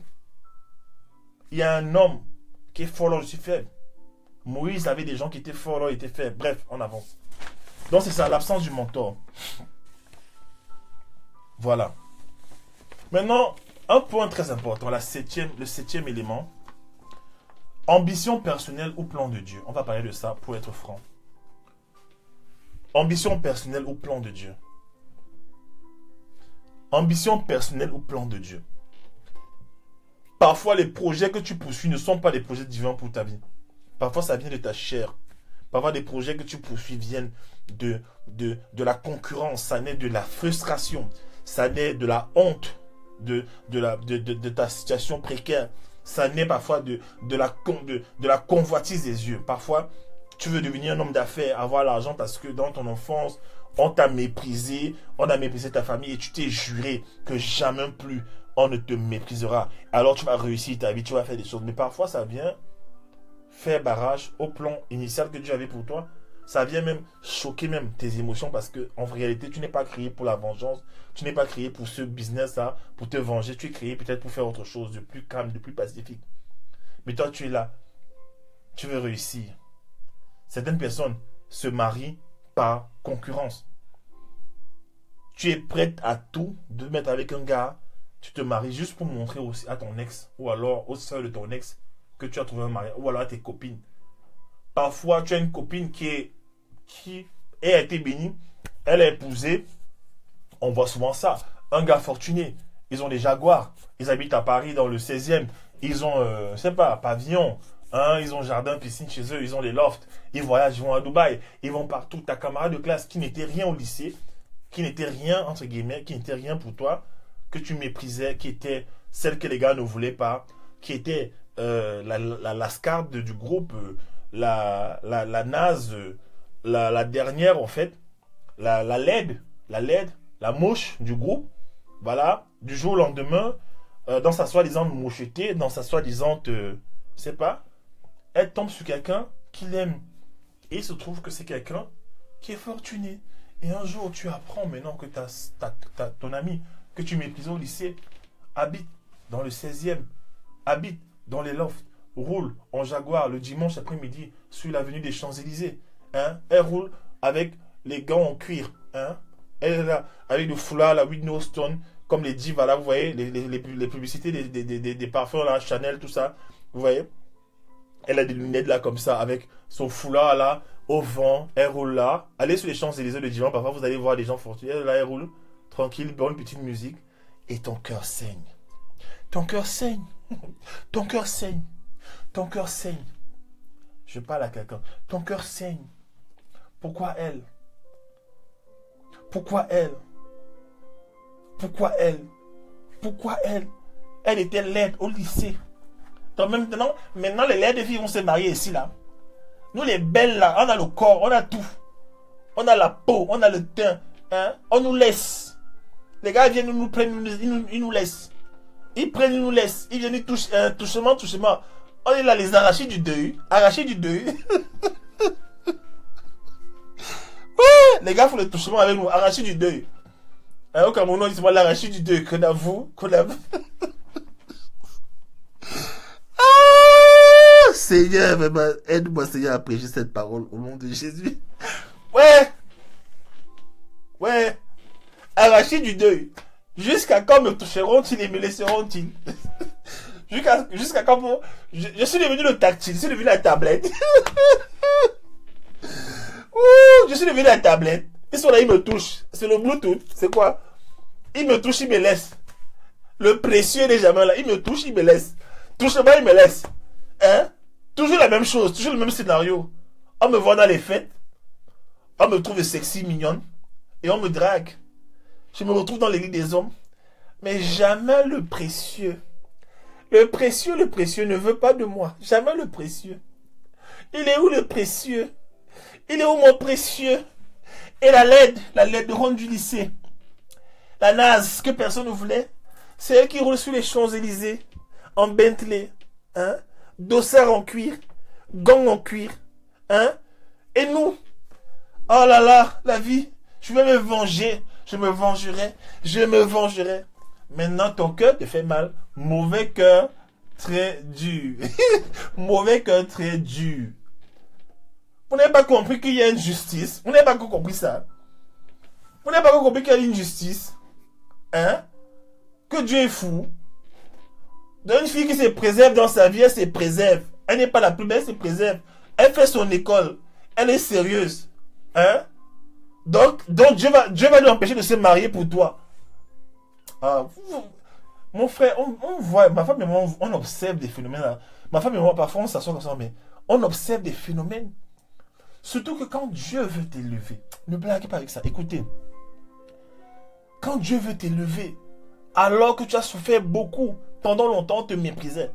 Quand Dieu t'élève, les gens ne te reconnaissent plus. Écoutez bien ce que je vous dis. Quand Dieu t'élève dans la vie, les gens ne te reconnaissent. La Bible dit que les frères de Joseph sont arrivés devant Joseph. Les gars, ils n'ont pas reconnu Joseph. Le teint du gars était... C'est comme si l'onction l'avait lavé. Le Saint-Esprit, la royauté l'avait lavé. Les Égyptiens l'avaient lavé. Le gars était propre. C'est la coiffure que tu veux voir. Ce sont les habits que tu veux voir. Les habits que tu veux voir. C'est la royauté, c'est le pouvoir que tu veux voir. Le Saint-Esprit, mon frère, le Saint-Esprit, quand Dieu t'élève, il te nettoie, mon frère. Il te nettoie. Ton teint n'est plus mélangé là. Il te rend. Tu vois les gens de personnes, t'as dit que c'est comme s'ils sortent de l'eau.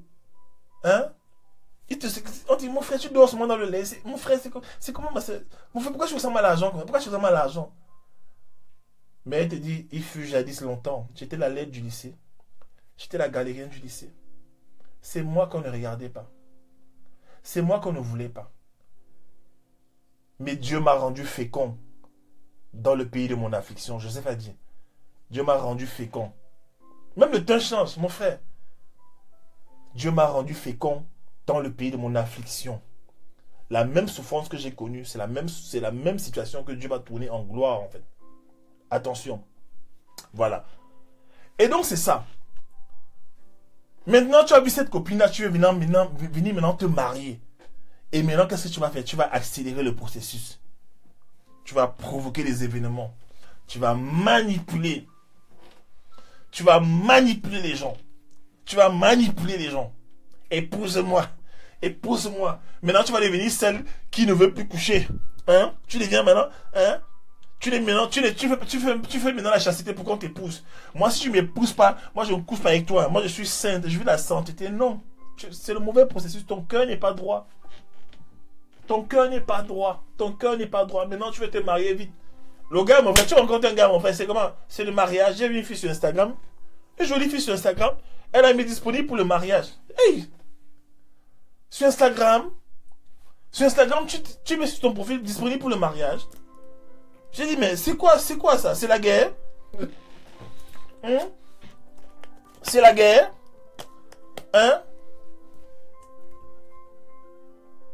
C'est ça? C'est la guerre? Elle met sur Instagram disponible pour le mariage. J'ai dit, hey, mon frère, les filles attaquent des c'est dur dehors. Les filles attaquent. Les attaquantes. Il faut changer les stratégies. Il faut recalibrer la stratégie. Il faut changer. 2018 c'est dangereux. C'est dangereux.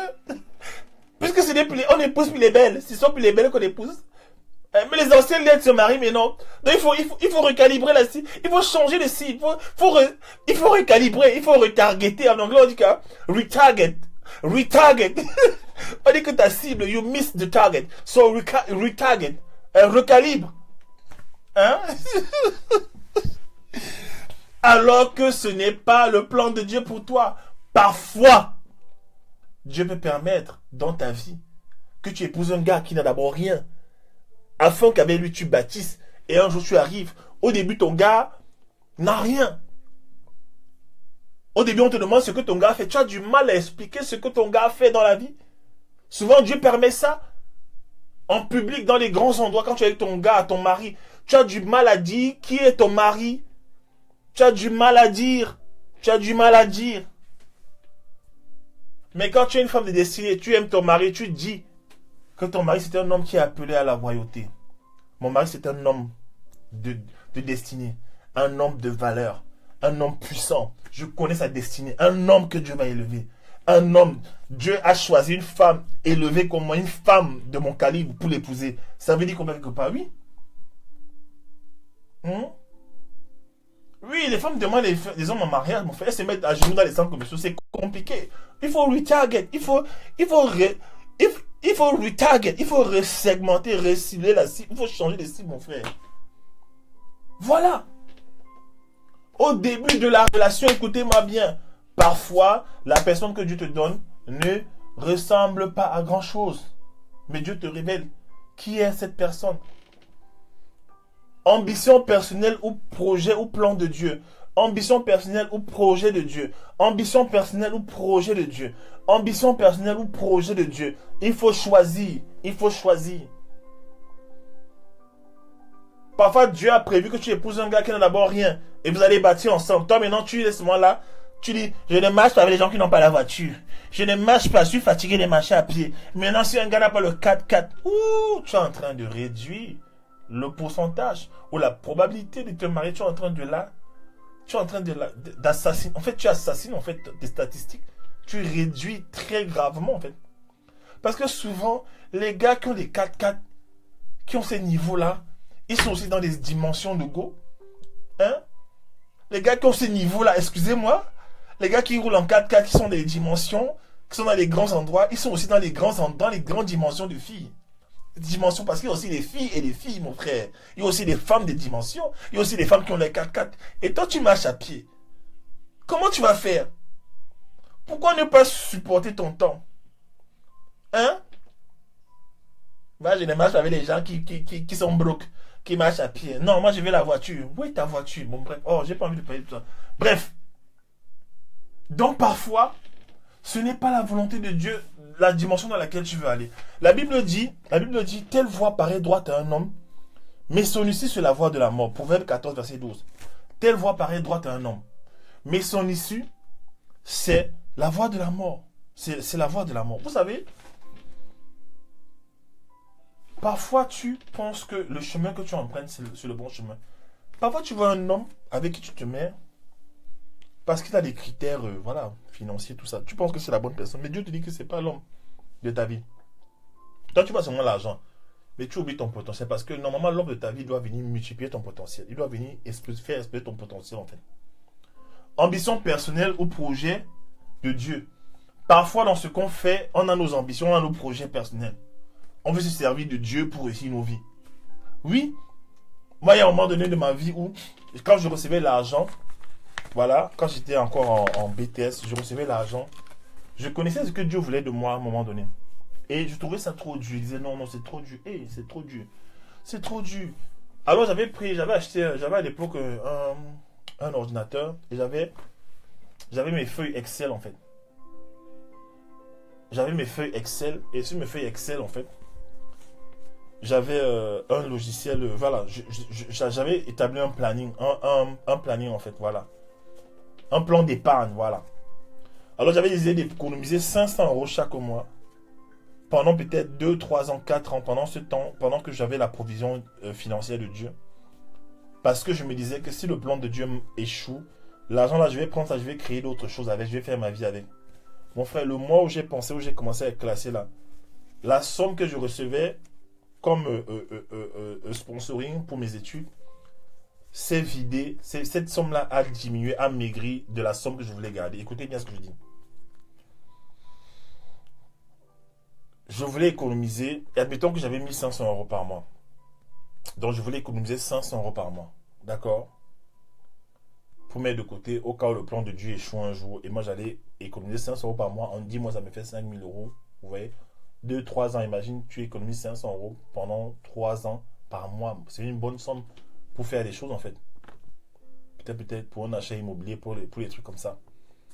Le jour où j'ai résolu de faire ça, j'avais fait mes calculs. Hein, parce que je me disais que le plan de Dieu est trop dur. Quand je vois les pasteurs prêcher, on les insulte là, tout ça, les choses. Moi je dis non, moi je ne suis pas dans ces choses-là. La destinée de Dieu là, bon, vous les chrétiens, bon, avancez. Nous, je suis à sauver, alléluia, alléluia, alléluia, je suis sauvé. Donc je fais ma vie tranquillement.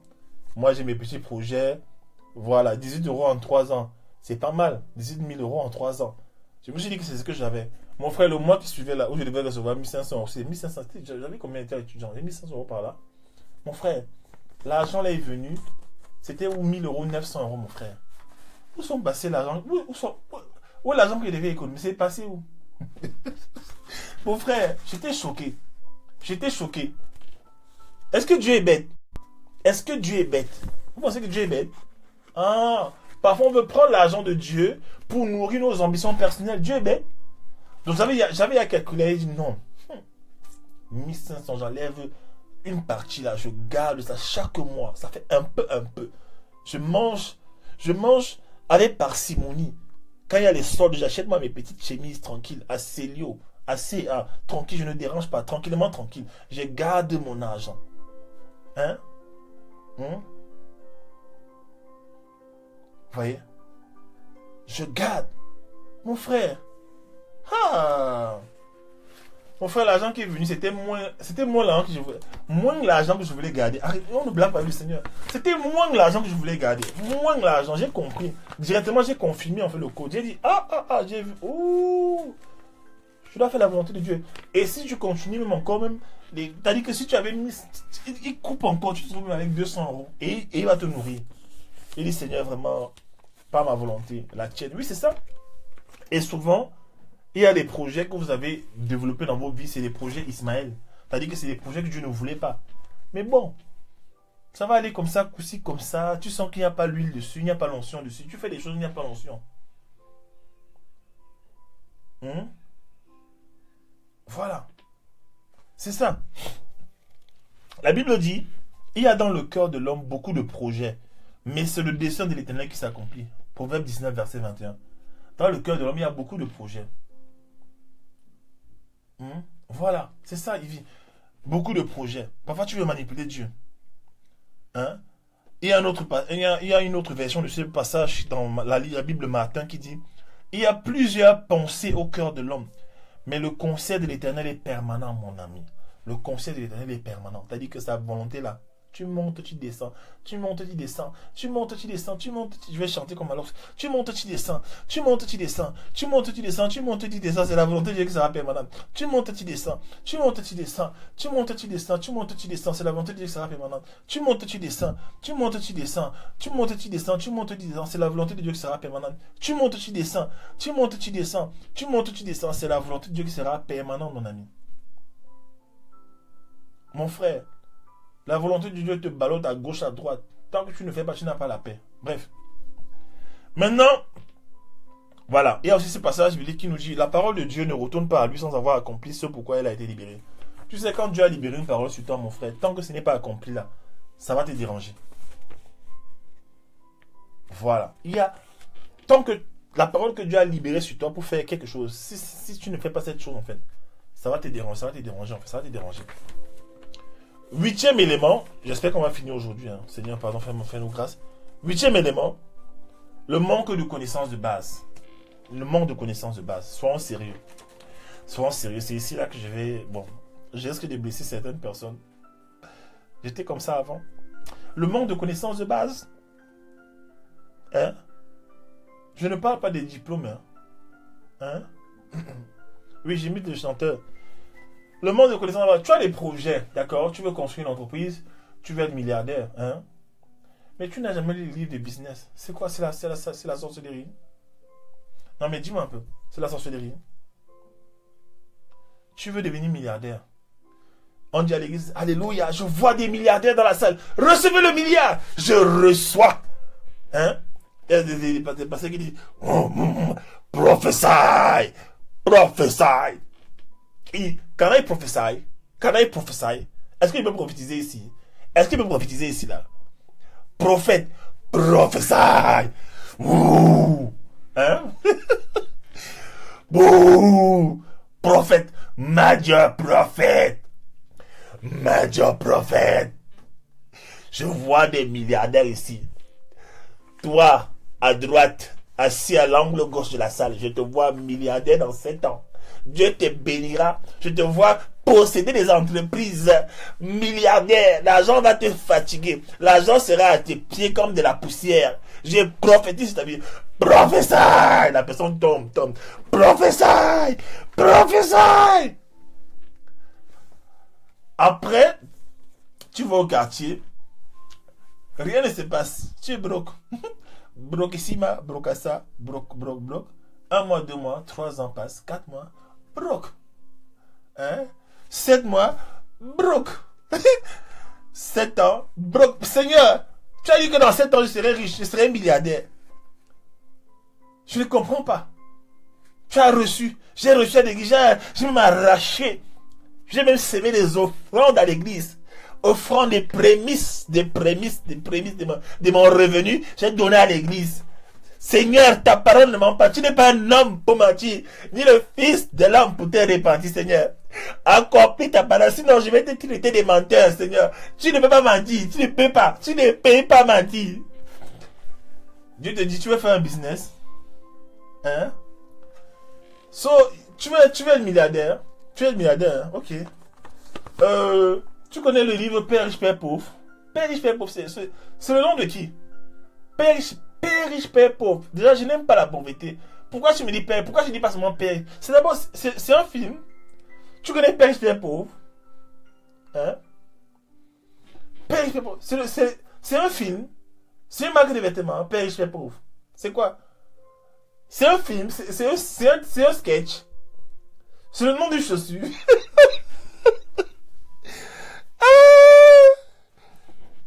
Tu connais Robert Kiyosaki? Kiyosaki. C'est qui? Il me connaît.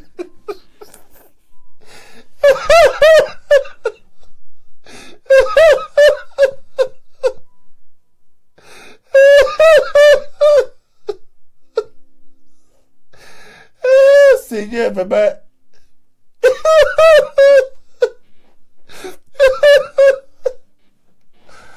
C'est le nom de qui? Kiyosakwa, c'est le nom de qui? C'est un village en Égypte. C'est un village, c'est au Japon, c'est un quartier. Kiyosakwa, père, hein? Tu connais le livre, le riche, le plus riche de Babylone. Babylone? Que quoi? Ah, Babylone, Nebuchadnezzar, dans la Bible. Ah, oui. Le jeûne de Daniel, 21 jours. Mais oui, hein? Daniel et son peuple, ils avaient été déportés là-bas à Babylone. Hein? Ah oui, oui. Non, mais tu connais pas l'homme le plus riche de Babylone? C'est un livre de business. C'est la base du business avec des lois. Mais quel livre? Mon frère, moi je lis la Bible. Arrêtez-moi vos histoires là. Moi je lis la Bible. Hein? Vos histoires, d'abord, qui a écrit d'abord les livres là? Robert Kiyosaki là, c'est les chrétiens. C'est un chrétien. Hein? C'est un chrétien, il prie en langue.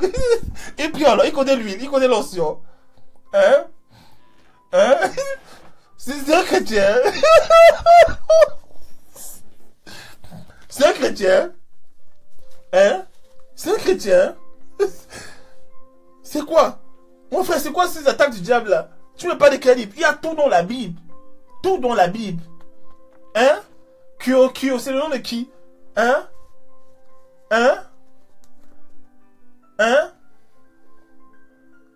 Et? Que qui? Gary Vaynerchuk, c'est quoi? C'est le nom de chaussure, c'est qui? Hein? Moi je sais que je dirais la parole de Dieu dit, hein? Que la foi, c'est une démonstration des choses qu'on ne voit pas. Hein? Et c'est une espérance des choses. C'est fort la foi. Je crois. Toujours bloqué, rien ne se passe. Rien ne se passe. Et le Seigneur dit, mon peuple périt par manque de connaissance. Oui, Gary, voilà. Mon peuple périt par manque de connaissance. Osée 4, verset 6. Et c'est ça le problème souvent. C'est ça le problème? Oui, les chrétiens. Hein? Est-ce que tu as vu le coach Darcy pour ses formations? Tu veux vendre des habits? Est-ce que tu as vu le coach Marthe pour le e-commerce? Coach Marthe, c'est quoi ces formations? E-commerce, c'est combien? Akia! Non! Elle ne peut pas faire ça gratuitement. La Bible a dit que donner gratuitement si vous avez reçu gratuitement. C'est quoi ça, ces chrétiens là? Elles vendent la parole, c'est quoi? D'abord, voir maintenant les habits sur internet, maintenant je dois payer. Elle ne peut pas faire ça gratuit. C'est le royaume, non? C'est l'amour de Jésus, non? Akia! Les chrétiens aiment déjà trop l'argent, hein?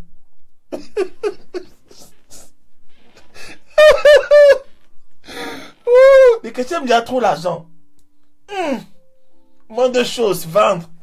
Moins de choses. Ça, c'est maman, ça, c'est l'esprit de maman. C'est le diable qui entre dans les cœurs. Le diable a corrompu beaucoup de cœurs. L'esprit des mamans. Hein? Ils ont reçu gratuitement des révélations sur le business. Et ils veulent nous vendre ça. Au lieu de donner les gratuites. Comme ça, nous tous on avance. Hein? Le coach William a eu ces histoires de talents là. Hein?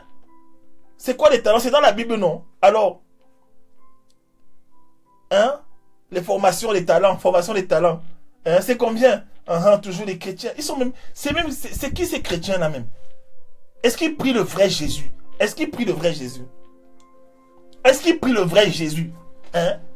Ils vont dans l'église. Ils prient quel Jésus en fait? Hein? Ils sont dans des églises là, comme ça, là où c'est trop facile. Hein? On parle trop d'argent.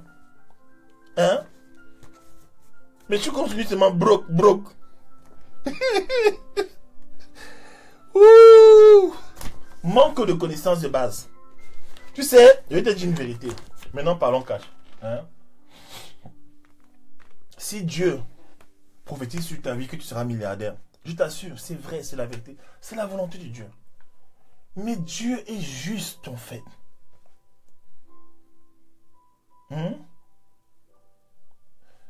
Dieu est juste. Dieu ne va pas te donner des milliards si tu ne sais pas créer de la richesse. Si tu ne connais pas tes talents, si tu n'as pas développé ton potentiel, ça n'arrivera jamais. Ce n'est pas la magie. Si tu ne sais pas gérer 1000 euros, tu ne pourras jamais gérer des milliards. Ça va te fatiguer, ça va te tuer. Est-ce que vous savez qu'il y a des gens qui gagnent à la loterie des millions et des millions d'euros et à cause de ce qu'on appelle la dissonance cognitive, c'est-à-dire quoi? Une différence entre leur état de riche, leur soi-disant statut de riche et leur dialogue intérieur. Hein? C'est-à-dire que tu parais riche à l'extérieur, mais à l'intérieur, comme ton âme est pauvre, alors tout l'argent que tu as, tu dois le dépenser pour revenir à un état d'équilibre de ton âme. Parce que ton âme est tourmentée par trop d'argent que tu ne penses pas mériter, pour lesquels tu n'as pas travaillé, pour lesquels tu n'as pas grandi, ta semence n'a pas grandi avec cet argent, ton leadership ne s'est pas ajusté à cet argent, ton caractère ne s'est pas ajusté à cet argent. Alors qu'est-ce que tu vas faire? Il faut que tu reviennes à cet état où tu gagnais un peu, et c'est comme ça que ton âme sera calme. Donc, entre temps, qu'est-ce que tu fais? Tu dépenses. Beaucoup de gens qui ont gagné au loto, l'argent, peu de mois après, ils ont perdu. Jim Rohn disait que si on donne, je crois que c'est Jim Rohn qui disait ça, donne de l'argent à des gens, à un groupe de personnes qui sont pauvres dans leur âme, quelques mois après, l'argent là va retourner encore dans les poches des gens qui ont l'argent. Parce que tu n'as pas la connaissance. Mon coach Darcy disait souvent que plus ta connaissance augmente, c'est lui qui m'a appris ça. Il m'a dit, plus ta connaissance augmente, plus l'onction de Dieu augmente. J'ai dit, mais c'est trop vrai. C'est trop vrai, mon ami. Plus tu étudies dans un domaine, écoutez bien, plus tu étudies dans un domaine, plus c'est comme si le Seigneur t'affine, l'onction augmente. Ça veut dire que, regarde ton onction aujourd'hui, regarde ton niveau de connaissance.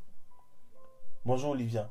Tu veux être milliardaire, il te faut faire ce que les milliardaires ont fait. Est-ce que tu as lu le livre de Bill Gates? Moi, j'ai le livre de Bill Gates dans mon truc. J'ai la biographie de Bill Gates, j'ai la biographie de Steve Jobs. J'ai plusieurs exemplaires de plusieurs auteurs. J'ai les livres de tous les grands chez moi. Vous voyez ça? Est-ce que tu as lu?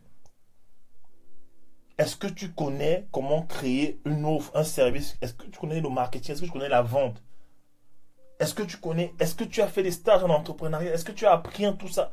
L'argent va venir comment? Il y a ce qu'on appelle dans la Bible le transfert des richesses. On dit souvent que oui, les richesses des injustes vont être transférées entre les mains des justes. Mon ami, ce n'est pas que tu vas t'asseoir chez toi, tu vas dire Alléluia Seigneur. Tu as dit dans ta parole, Seigneur, tu as dit dans ta parole que je serai milliardaire. Parce que dans ta parole, il est écrit que la richesse des injustes sera transférée entre les mains des méchants ou des injustes, sera transférée entre les mains des justes. Alors Seigneur, sur cette parole, Seigneur, j'appelle l'argent. Money, come to me. Money, come. Mon frère, rien ne vient. Élan, rien sec. Rien n'augmente en fait, rien dans ta vie. Et tu regardes Dieu te dit mais il te dit tu es bon quoi. L'une des premières choses que Dieu a fait dans ma vie, quand Dieu voulait me sortir des problèmes financiers, Dieu me forçait à aller faire la photo. Je ne comprenais pas à l'époque. Tu finis tes études de master, tu vas aller travailler quelque part. Dieu te dit non, va faire la photo. Je ne comprenais pas. D'accord? Après la photo, il te montre encore d'autres talents. Parce que quand tu es fidèle dans un talent, Dieu augmente. Et j'ai compris en fait que les milliardaires que vous voyez là, ils sont passés par plusieurs phases de transformation. En plus, les milliardaires atteignent souvent leur statut de milliardaire ou de richesse même à l'âge de 45 ans. Donc pendant ces années-là, de 0 à 40 ans, 45 ans, les gars sont en train de se former, se chercher, se former, se chercher, se former, se chercher. Et ils n'ont pas eu leur argent par prophétie et par assoupissement. Hein? Merci, princesse de l'éternel, promesse de l'éternel. Ils n'ont pas eu leur argent en s'assoupissant. Il y a un truc que j'ai remarqué, ça m'avait un peu inquiété, mais j'ai compris quelque chose. C'est que je suis tout le temps en train d'étudier. Je vous assure. Si tu viens chez moi, le coach Darcy est venu chez moi, il m'a fait grâce de son œil, il m'a honoré de sa présence. J'ai des livres partout, des livres partout. Les livres partout, les livres. Dans la chambre. Ma femme et moi, dans la chambre, on a une bibliothèque. Dans la chambre, on a une bibliothèque. Au salon, ici au bureau, j'ai une bibliothèque. On a des livres partout, partout, partout. Partout, partout, partout, partout. On a des livres, on a des livres.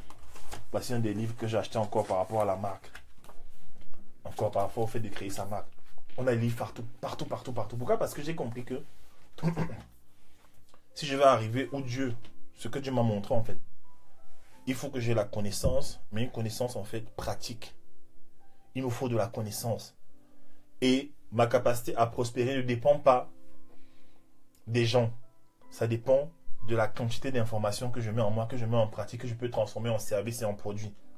Pour servir ma génération. Plus je sers des gens, plus financièrement je suis béni en fait. Voilà. La plupart des gens négligent ce côté-là. Tes projets, parfois ton projet nécessite que tu aies beaucoup de connaissances et tu es limité en fait. Et même parfois en business, Dieu envoie vers toi un type de client qui correspond à ton niveau de connaissance. Oui, je me suis rendu compte que plus je m'affinais dans ce que je faisais, plus il y avait un type de client. J'ai un type de gens. Dieu m'a fait grâce, je coach des footballeurs professionnels. Voilà, Dieu m'a fait grâce en fait. Dieu m'a fait grâce, j'ai une championne du monde en fait, une championne d'Europe de boxe, je crois que c'est boxe thaïlandaise, je crois, boxe pied, machin, qui suit mes podcasts. Elle m'a écrit une fois, j'étais choqué, elle suit mes podcasts tout le temps, ça la motive. Mes podcasts, elle écoute mes podcasts, elle regarde mes vidéos sur YouTube en fait. Elle m'a dit, elle ne commande pas, mais elle suit tout le temps que mes messages la bénissent en fait. Vous voyez ça? Il y a toutes sortes de personnes en fait. Il y a un footballeur pro qui m'a appelé pour que je le coach en fait. Il m'a expliqué son problème et il valorisait ce que je disais. Donc en fait, je me rends compte que plus tu augmentes ta connaissance, plus il y a un type de personnes qui viennent vers toi.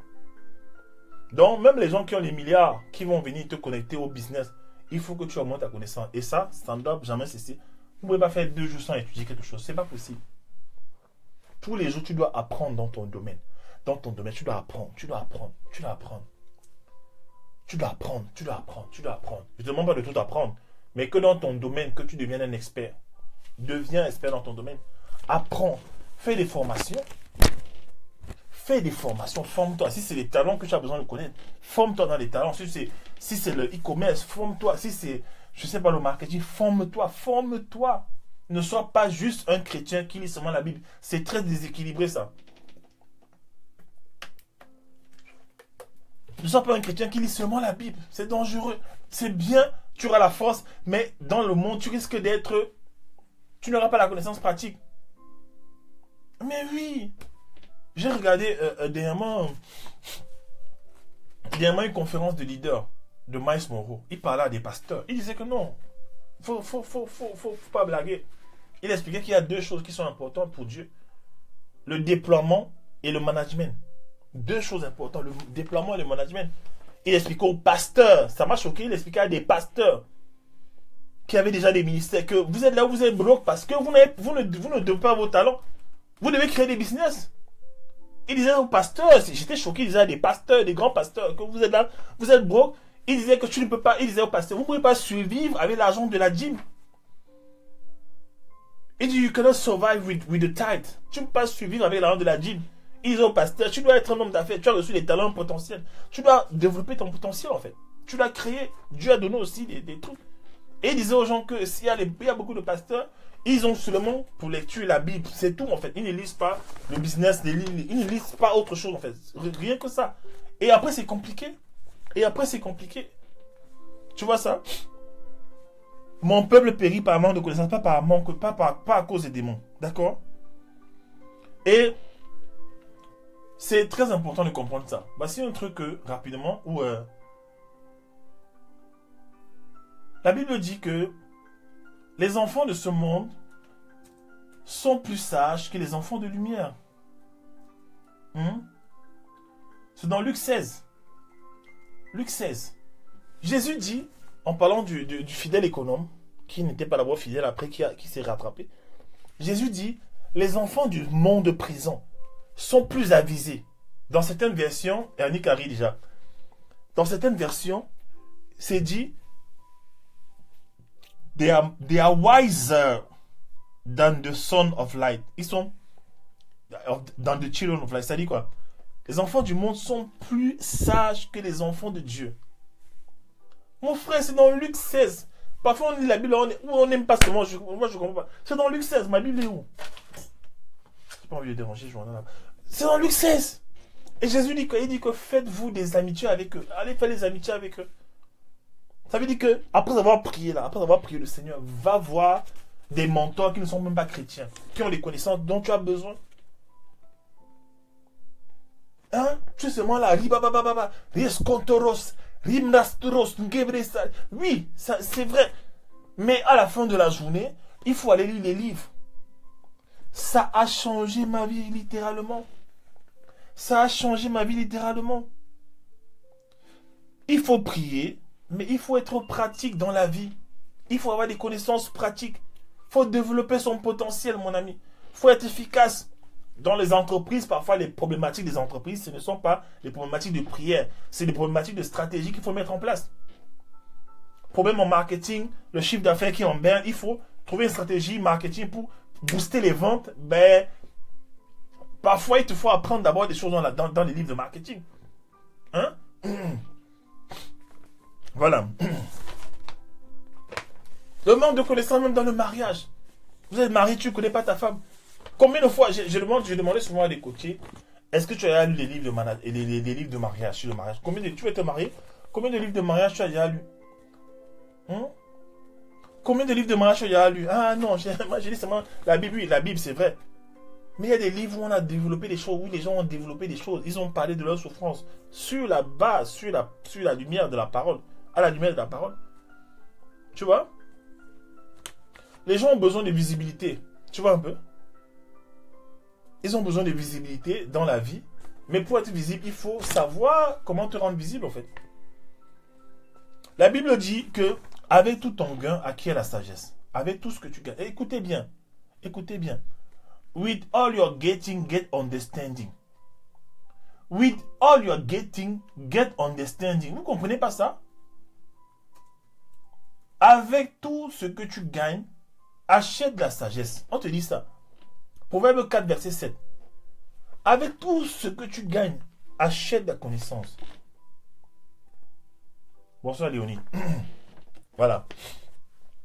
La neuvième des choses, la neuvième raison pour laquelle les projets n'arrivent pas, c'est la procrastination. Voilà. Ce que tu dois faire aujourd'hui, tu dis tu vois à demain. Ce que tu dois faire demain, tu dis encore à demain, après-demain. Après c'est demain. De demain. Honnêtement, on lutte beaucoup avec ça. Moi, j'ai beaucoup lutté avec ça. Mais je suis en train de réduire ça considérablement. Et cette année surtout, j'avais appris un truc. C'est quoi? C'est que quand je dois faire un truc, alors que je pense à faire cette chose-là maintenant, que je commence à faire cette chose, je l'attaque en fait là. Ça me permet d'aller plus loin. La procrastination, c'est un tueur silencieux. En fait, ça te bouffe le temps. Dixième élément, c'est le manque de force intérieure. Je suis en train de finir déjà. Le manque de force intérieure, je parle d'ici de l'intelligence émotionnelle. Parfois, notre esprit n'est pas assez fort en fait. Parfois, tu n'es pas assez fort à l'intérieur de toi. Tu n'es pas assez fort. C'est-à-dire que tu vas embrasser les projets que Dieu a pour toi. Tu vas embrasser, tu veux construire des choses, tu veux réaliser des choses, mais ton homme intérieur est faible. Ce qui fait que finalement, quand la charge de travail arrive, en fait, tu es fatigué. Tu es fatigué. Les situations difficiles arrivent, tu n'arrives pas à gérer. Tu vois? Et tu n'as pas développé l'intelligence émotionnelle, la capacité à avoir une vision, à persévérer, à te battre, à réorienter ta vision, à recadrer ta vision, à évaluer où tu es tombé, tu te relèves, tu avances. Tu te relèves, tu avances. En fait, ce n'est pas, en fait, l'intelligence, ce n'est pas le quotient intellectuel qui fait réussir les gens. Je me souviens en master, une fois, j'avais dit à un de mes professeurs, il nous frustrait trop à l'école, en fait. Il était tout le temps de nous raconter ses problèmes. Il avait fait bac plus 17, il ne gagnait que 4000 euros, ça l'énervait, ça le frustrait. Il espérait être dans l'élite française, tout ça. C'était un professeur très sympa. Et un jour, je lui ai dit, monsieur, ce n'est pas l'intelligence, ce n'est pas le quotient intellectuel qui détermine la réussite d'un homme, en fait, c'est son quotient émotionnel. Sa capacité à avoir une vision, à persévérer, à maximiser son potentiel, à arriver grand, à s'entourer, à persévérer, à persister, en fait. Les hommes qui réussissent sont les hommes qui persistent. Malgré les épreuves, ils persistent, ils persistent, ils persistent, ils persistent. Il y a beaucoup d'hommes intelligents qui sont faibles émotionnellement. Il y a beaucoup d'hommes de lettres qui ont lu toutes sortes de livres. C'est des érudits, des savants. Mais sur le plan émotionnel, ils sont faibles. Première déconvenue, ils tombent, ils abandonnent, ils lâchent, ils se suicident en fait. Premier échec, première contradiction, ça craque en fait. Il y a parfois des gens, vous allez voir des gens parfois dans Paris, ils sont clochards là dans la rue. Ils sont clochards. Tu penses qu'ils ont toujours été clochards? C'est pas qu'ils ont été clochards, non, parfois c'est des pères de famille. Le monsieur avait une femme, il avait une bonne carrière, il était par exemple directeur d'une entreprise. Et un jour comme ça là, alors qu'il avait tout pour réussir, il avait réussi en fait. Il avait le bonheur familial, il avait une belle femme, de beaux enfants, il partait en vacances. Un jour, sa femme le quitte pour un autre. Tu vois? Sa femme le quitte. Sa femme le quitte en fait. C'est-à-dire qu'elle met une croix sur tout ce bonheur en fait. Et vous allez voir que le mec, il n'était pas préparé à ça. Il n'a pas de force à l'intérieur de lui pour se relever en fait. Il n'a pas de force. Il n'a pas de force. Il n'a pas d'énergie pour se relever. Il n'a pas d'énergie en fait. Il n'a pas d'énergie pour se relever de cette... Il y a des gens, face à un échec, une rupture, une déception amoureuse, ils n'ont plus d'énergie pour se relever. Finalement, ils sont comme des mollusques en fait. Ils n'avancent plus dans la vie. C'est pourquoi, quand tu es chrétien, il y a ce qu'on appelle le parler en langue. Avec le parler en langue, en fait, quand tu parles en langue, en fait, la Bible dit que quand tu parles en langue, tu t'édifies toi-même. Ça veut dire que plus tu parles en langue, plus tu pries, tu adores, tu parles en langue, plus tu parles en langue, en fait, ton être intérieur, ton homme intérieur, ton esprit devient fort. Ce qui fait que quand les situations difficiles arrivent, en fait, tu arrives à surmonter. Quand tu vois un homme qui s'écrase tout le temps face aux situations difficiles, parce que son esprit est faible, en fait. Et souvent, les gens n'ont pas cette capacité-là. Et les leaders, les grands leaders, ils ont cette force-là, la capacité à persévérer. Même si c'est Dieu, il persévère, il attend, il persévère, il attend. Il ne lâche pas la main de Dieu, il persévère, il sait que Dieu le bénira, il attend, il persévère, il se bat, il persévère, il perce, il voit, il perce, il voit, il perce, il insiste, il perce, il insiste, il perce, il insiste, il insiste, il insiste, il insiste, jusqu'à ce que ça marche en fait, ça marche, jusqu'à ce que ça marche. Et souvent les gens n'ont pas cette force intérieure-là. Cette force intérieure, il y a des gens qui lâchent. Ils lâchent. Ils ont commencé bien, mais ils lâchent en chemin. Il y a des gens qui passent par des tourments dans leur mariage, des situations difficiles dans leur mariage. Et ils ne voient pas le bout du tunnel, ils ne voient pas d'espérance, ils n'ont rien. Et qu'est-ce qu'ils font? Ils abandonnent tout simplement. Ils abandonnent en fait. Ils abandonnent. Et dans le couple, quand quelqu'un a abandonné, c'est compliqué. C'est compliqué parce qu'on est deux dans un couple en fait. Quand une personne abandonne dans le couple, voilà, c'est compliqué. C'est pourquoi il faut parler en langue. Si tu ne parles pas en langue, je prie que Dieu te donne cette capacité de parler en langue en fait. Et par exemple le français, là, moi j'ai du mal à prier en français souvent. Je passe mon temps à prier en langue. Parce que quand je prie en langue, même si je suis mal dans mon âme, je suis peut-être... Parfois tu peux te lever le matin, tu es triste. Ou alors tu peux passer par une situation, une période où tu as beaucoup de choses à faire peut-être en une semaine. Par exemple, ce mois de janvier, j'ai trop de choses à faire. J'ai l'atelier samedi multimédia. j'ai la formation des talents. Je dois bientôt ouvrir un autre groupe. En fait, j'ai plein de trucs à faire. Et je me rends compte qu'il faut que je gère. Il faut que je gère. J'ai des cours sur des rêves à faire. J'ai plein de trucs à faire en fait. Et je me rends compte que je dois encore être un papa, un bon mari. Je dois être présent, je dois gérer tout. Je dois faire tout ce que je dois faire, que je le veuille ou pas en fait. Et ça, ben, et je dois gérer ma destinée, je dois avoir ma vie de prière. Je dois faire.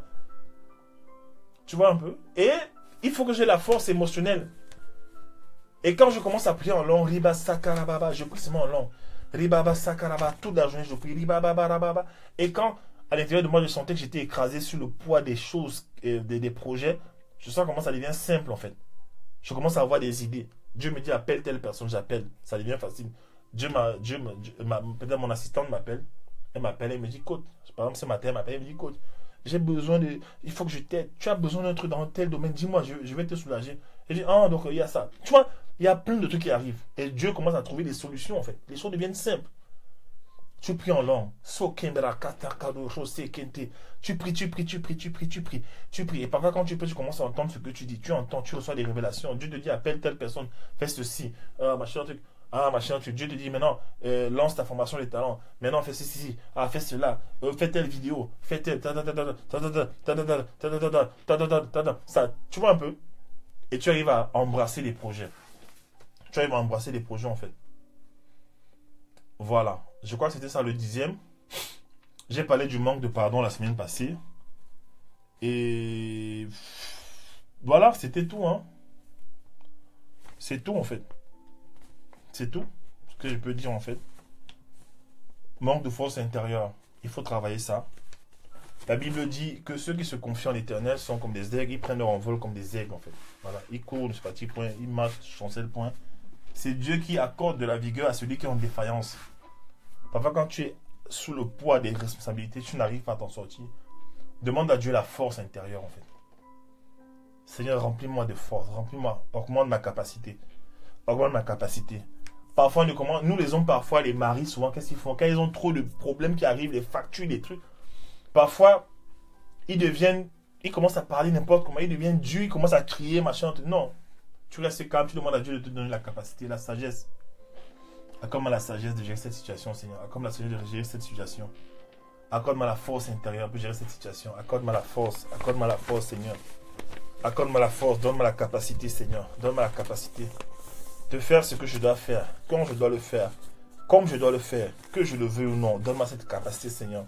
Tout en moi me prédispose à ne pas faire ce que je sais que je dois faire. Mais je n'ai pas de force.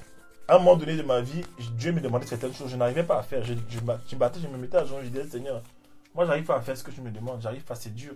Et subitement, boum, j'avais envie de faire ça. Il y a des journées comme ça où je me suis mis à travailler du matin jusqu'au soir. Après le soir, quand j'arrête, je suis fatigué parce que il y avait une force en moi qui me et j'ai des idées, je fais ça, je fais là, C'est pour ça que j'ai plusieurs ordinateurs. Je travaille ici, je travaille là-bas, je fais le montage ici, je mets tel son, je fais je règle ceci, je réponds à tel, je coach, je fais plein de trucs. Et je me demande à la fin de la journée, comment j'ai fait ça? Non, Dieu donne la capacité en fait. Dieu donne ta capacité. Et pour que tes projets arrivent à manifestation, il te faut avoir cette capacité intérieure, la force intérieure. Voilà, je vais lister les 10 points. Je vais revoir les 10 points. Le premier point, c'était le manque de clarté ou de vision. Les 10 points pour lesquels, les 10 raisons pour lesquelles nous ne concrétisons pas nos projets. Le premier point, c'est le manque de clarté ou de vision, d'accord? Donc, le manque de clarté ou de vision. Deuxième point, c'était le manque de discipline. C'est-à-dire le fait de faire ce que tu dois faire quand tu dois le faire, que tu le veux ou non. Troisième point, c'était la paresse. La paresse. Voilà, dans la vie, il ne faut jamais souhaiter, Dimron disait, que la vie soit facile. Il faut souhaiter tout simplement que tu sois meilleur afin que toi, tu puisses passer entre les filets de la vie et faire des choses. Quatrième chose, c'était les mauvaises associations. Il y a des gens qui sont avec toi, ça te bloque, ça t'empêche d'avancer. Il faut parfois te décharger. Voilà. Il faut aussi t'assurer en passant de ne pas être celui qui bloque les autres. Cinquième élément, c'est mauvais environnement. Mauvais environnement. Tu es dans un mauvais environnement, parfois il faut changer. Il y a des saisons où ta présence dans un endroit est périmée déjà, tu dois aller dans un autre endroit. Il y a parfois le fait de rester dans un endroit où Dieu ne te veut plus, ça peut être un blocage en fait. Il faut être là où Dieu te veut, quand il te veut, voilà. Sixième élément, c'est l'absence d'un mentor. Voilà, quelqu'un qui te montre la voie, quelqu'un qui te pousse, quelqu'un qui t'amène à persévérer. Tu peux avoir des grands projets, mais si tu n'as pas un mentor, tu risques de tourner en rond, tu risques de faire ce que tu devais faire en un an, tu risques de le faire en 6 ans ou en 7 ans en fait. C'est compliqué. Septième élément, c'est l'ambition personnelle ou plan de Dieu. Voilà. Parfois, on confond nos ambitions personnelles avec le plan de Dieu. Parfois, ce que tu veux faire, c'est brillant, c'est beau, c'est bien élaboré, c'est structuré, mais ce n'est pas la volonté de Dieu pour toi. Et qu'est-ce que tu fais? Si tu forces, en fait, tu vas produire ce qu'on appelle un Ismaël, tu vas produire ce que Dieu ne voulait pas. Et finalement, Dieu va te ramener, va te recadrer pour que tu fasses sa volonté, mais parfois, tu vas perdre beaucoup de temps en chemin, beaucoup d'argent et aussi beaucoup de larmes, en fait. Tu vas risquer de pleurer parce que la Bible dit dans Proverbe 14, verset 12, que telle voie paraît droite à un homme, mais son issue, c'est la voie de la mort. Proverbe 14, verset 12. Il y a dans le cœur de l'homme beaucoup de projets, mais c'est le dessein de l'Éternel qui s'accomplit. Proverbe 19, verset 21. Voilà. Huitième élément, le manque de connaissances de base. Manque de connaissances de base, je disais que dans la vie, il ne faut pas seulement lire la Bible, il faut connaître la parole, mais il faut aussi avoir des connaissances pointues, structurées. Il faut être calé dans des domaines où Dieu te donne le potentiel, les talents. Il faut avoir beaucoup de connaissances, il faut être quelqu'un qui connaît beaucoup. Si Dieu t'appelle dans la photographie, dans les médias, il te faut avoir des connaissances dans ces médias. Il te faut avoir des connaissances qui sont mises à jour, des nouvelles connaissances tout le temps. Il te faut toujours grandir, toujours grandir, toujours grandir. Parce que c'est les êtres humains qui s'adaptent à leur environnement qui survivent en fait. Voilà. Si les connaissances que tu as maintenant, que tu avais avant sont déjà obsolètes, mon frère, tu risques de galérer, c'est compliqué. Il faut toujours te reprogrammer. Neuvième élément, c'est la procrastination. Voilà, le fait de remettre à demain ce que tu dois faire aujourd'hui, ça vaut le temps. La Bible dit, ne te vante pas du lendemain, car tu ne sais pas ce qu'un jour peut enfanter en fait. Voilà, ne dis pas demain, je ferai ceci. En fait, tu ne sais pas ce qu'un jour peut enfanter. Dixième élément, c'est le manque de force intérieure. Voilà, j'ai parlé de l'intelligence émotionnelle et pour la développer, il faut comprendre que tu as une vision, il faut travailler sur ta vision, tu persévères, tu passes par les épreuves et tu pries en langue beaucoup, ça te construit, ça te bâtit parce que la Bible dit que celui qui prie en langue, il s'édifie en fait, lui-même. Soyez bénis, je vous ai dit, vous connaissez le système, le direct ne reste pas, vous qui êtes venus, qui étiez présents, c'est bien, super, félicitations, merci. Le direct ne va pas être rediffusé, voilà. Le manque de vision, merci Manuela. Le manque de vision, Manuela fait quoi? C'est vrai, c'est you are in a man by praying. Ok. Comment peut-on savoir que c'est la volonté de Dieu? J'ai un souci, compréhension dans ce sens, que ce nom fut à chaque fois. Comment savoir la volonté de Dieu? La volonté de Dieu, déjà, elle s'impose à toi de façon impérieuse en fait. C'est-à-dire que quand Dieu te demande un truc, il revient toujours avec, il te redemande. Il insiste et quand tu ne réponds pas à cet appel-là, tu sens que tu désobéis en fait. À un moment donné, tu peux sentir la tristesse du Saint-Esprit en fait. Voilà. Et souvent, cette chose qui te demande, cette chose est connectée à tes capacités. Parce que Dieu ne te demandera jamais de faire ce qui est hors de tes capacités. Dieu ne va pas te demander d'aller construire, d'aller faire le travail d'un architecte alors que toi tu es un photographe. Ça n'a pas de sens en fait. Voilà. Donc c'est ça. Donc soyez bénis. Soyez bénis. Bye bye. Voilà. Il n'y a plus qu'à mettre en application. La Bible dit, vous êtes bien heureux, vous qui avez reçu cette parole, pourvu que vous la mettiez en pratique. Voilà. Ne soyez pas des gens qui vont de live en live, qui ramassent des informations et leur vie ne change pas en fait. Mettez en pratique. Merci beaucoup Lauriane. Sois béni, soyez béni. Merci Anna. Merci. Merci à D. Merci à Zarata. Merci. Bonne soirée. Merci France Junior. Merci d'avoir été nombreux ce soir. Les deux premiers points. Le manque de vision ou de clarté et le manque de discipline. C'est ça. Soyez bénis. Donc, ceux qui n'étaient pas là, ceux qui veulent revoir ce replay, vous pouvez l'avoir en audio. Ce sera sur ma boutique en ligne. dès demain matin. Voilà, soyez bénis. Bye bye.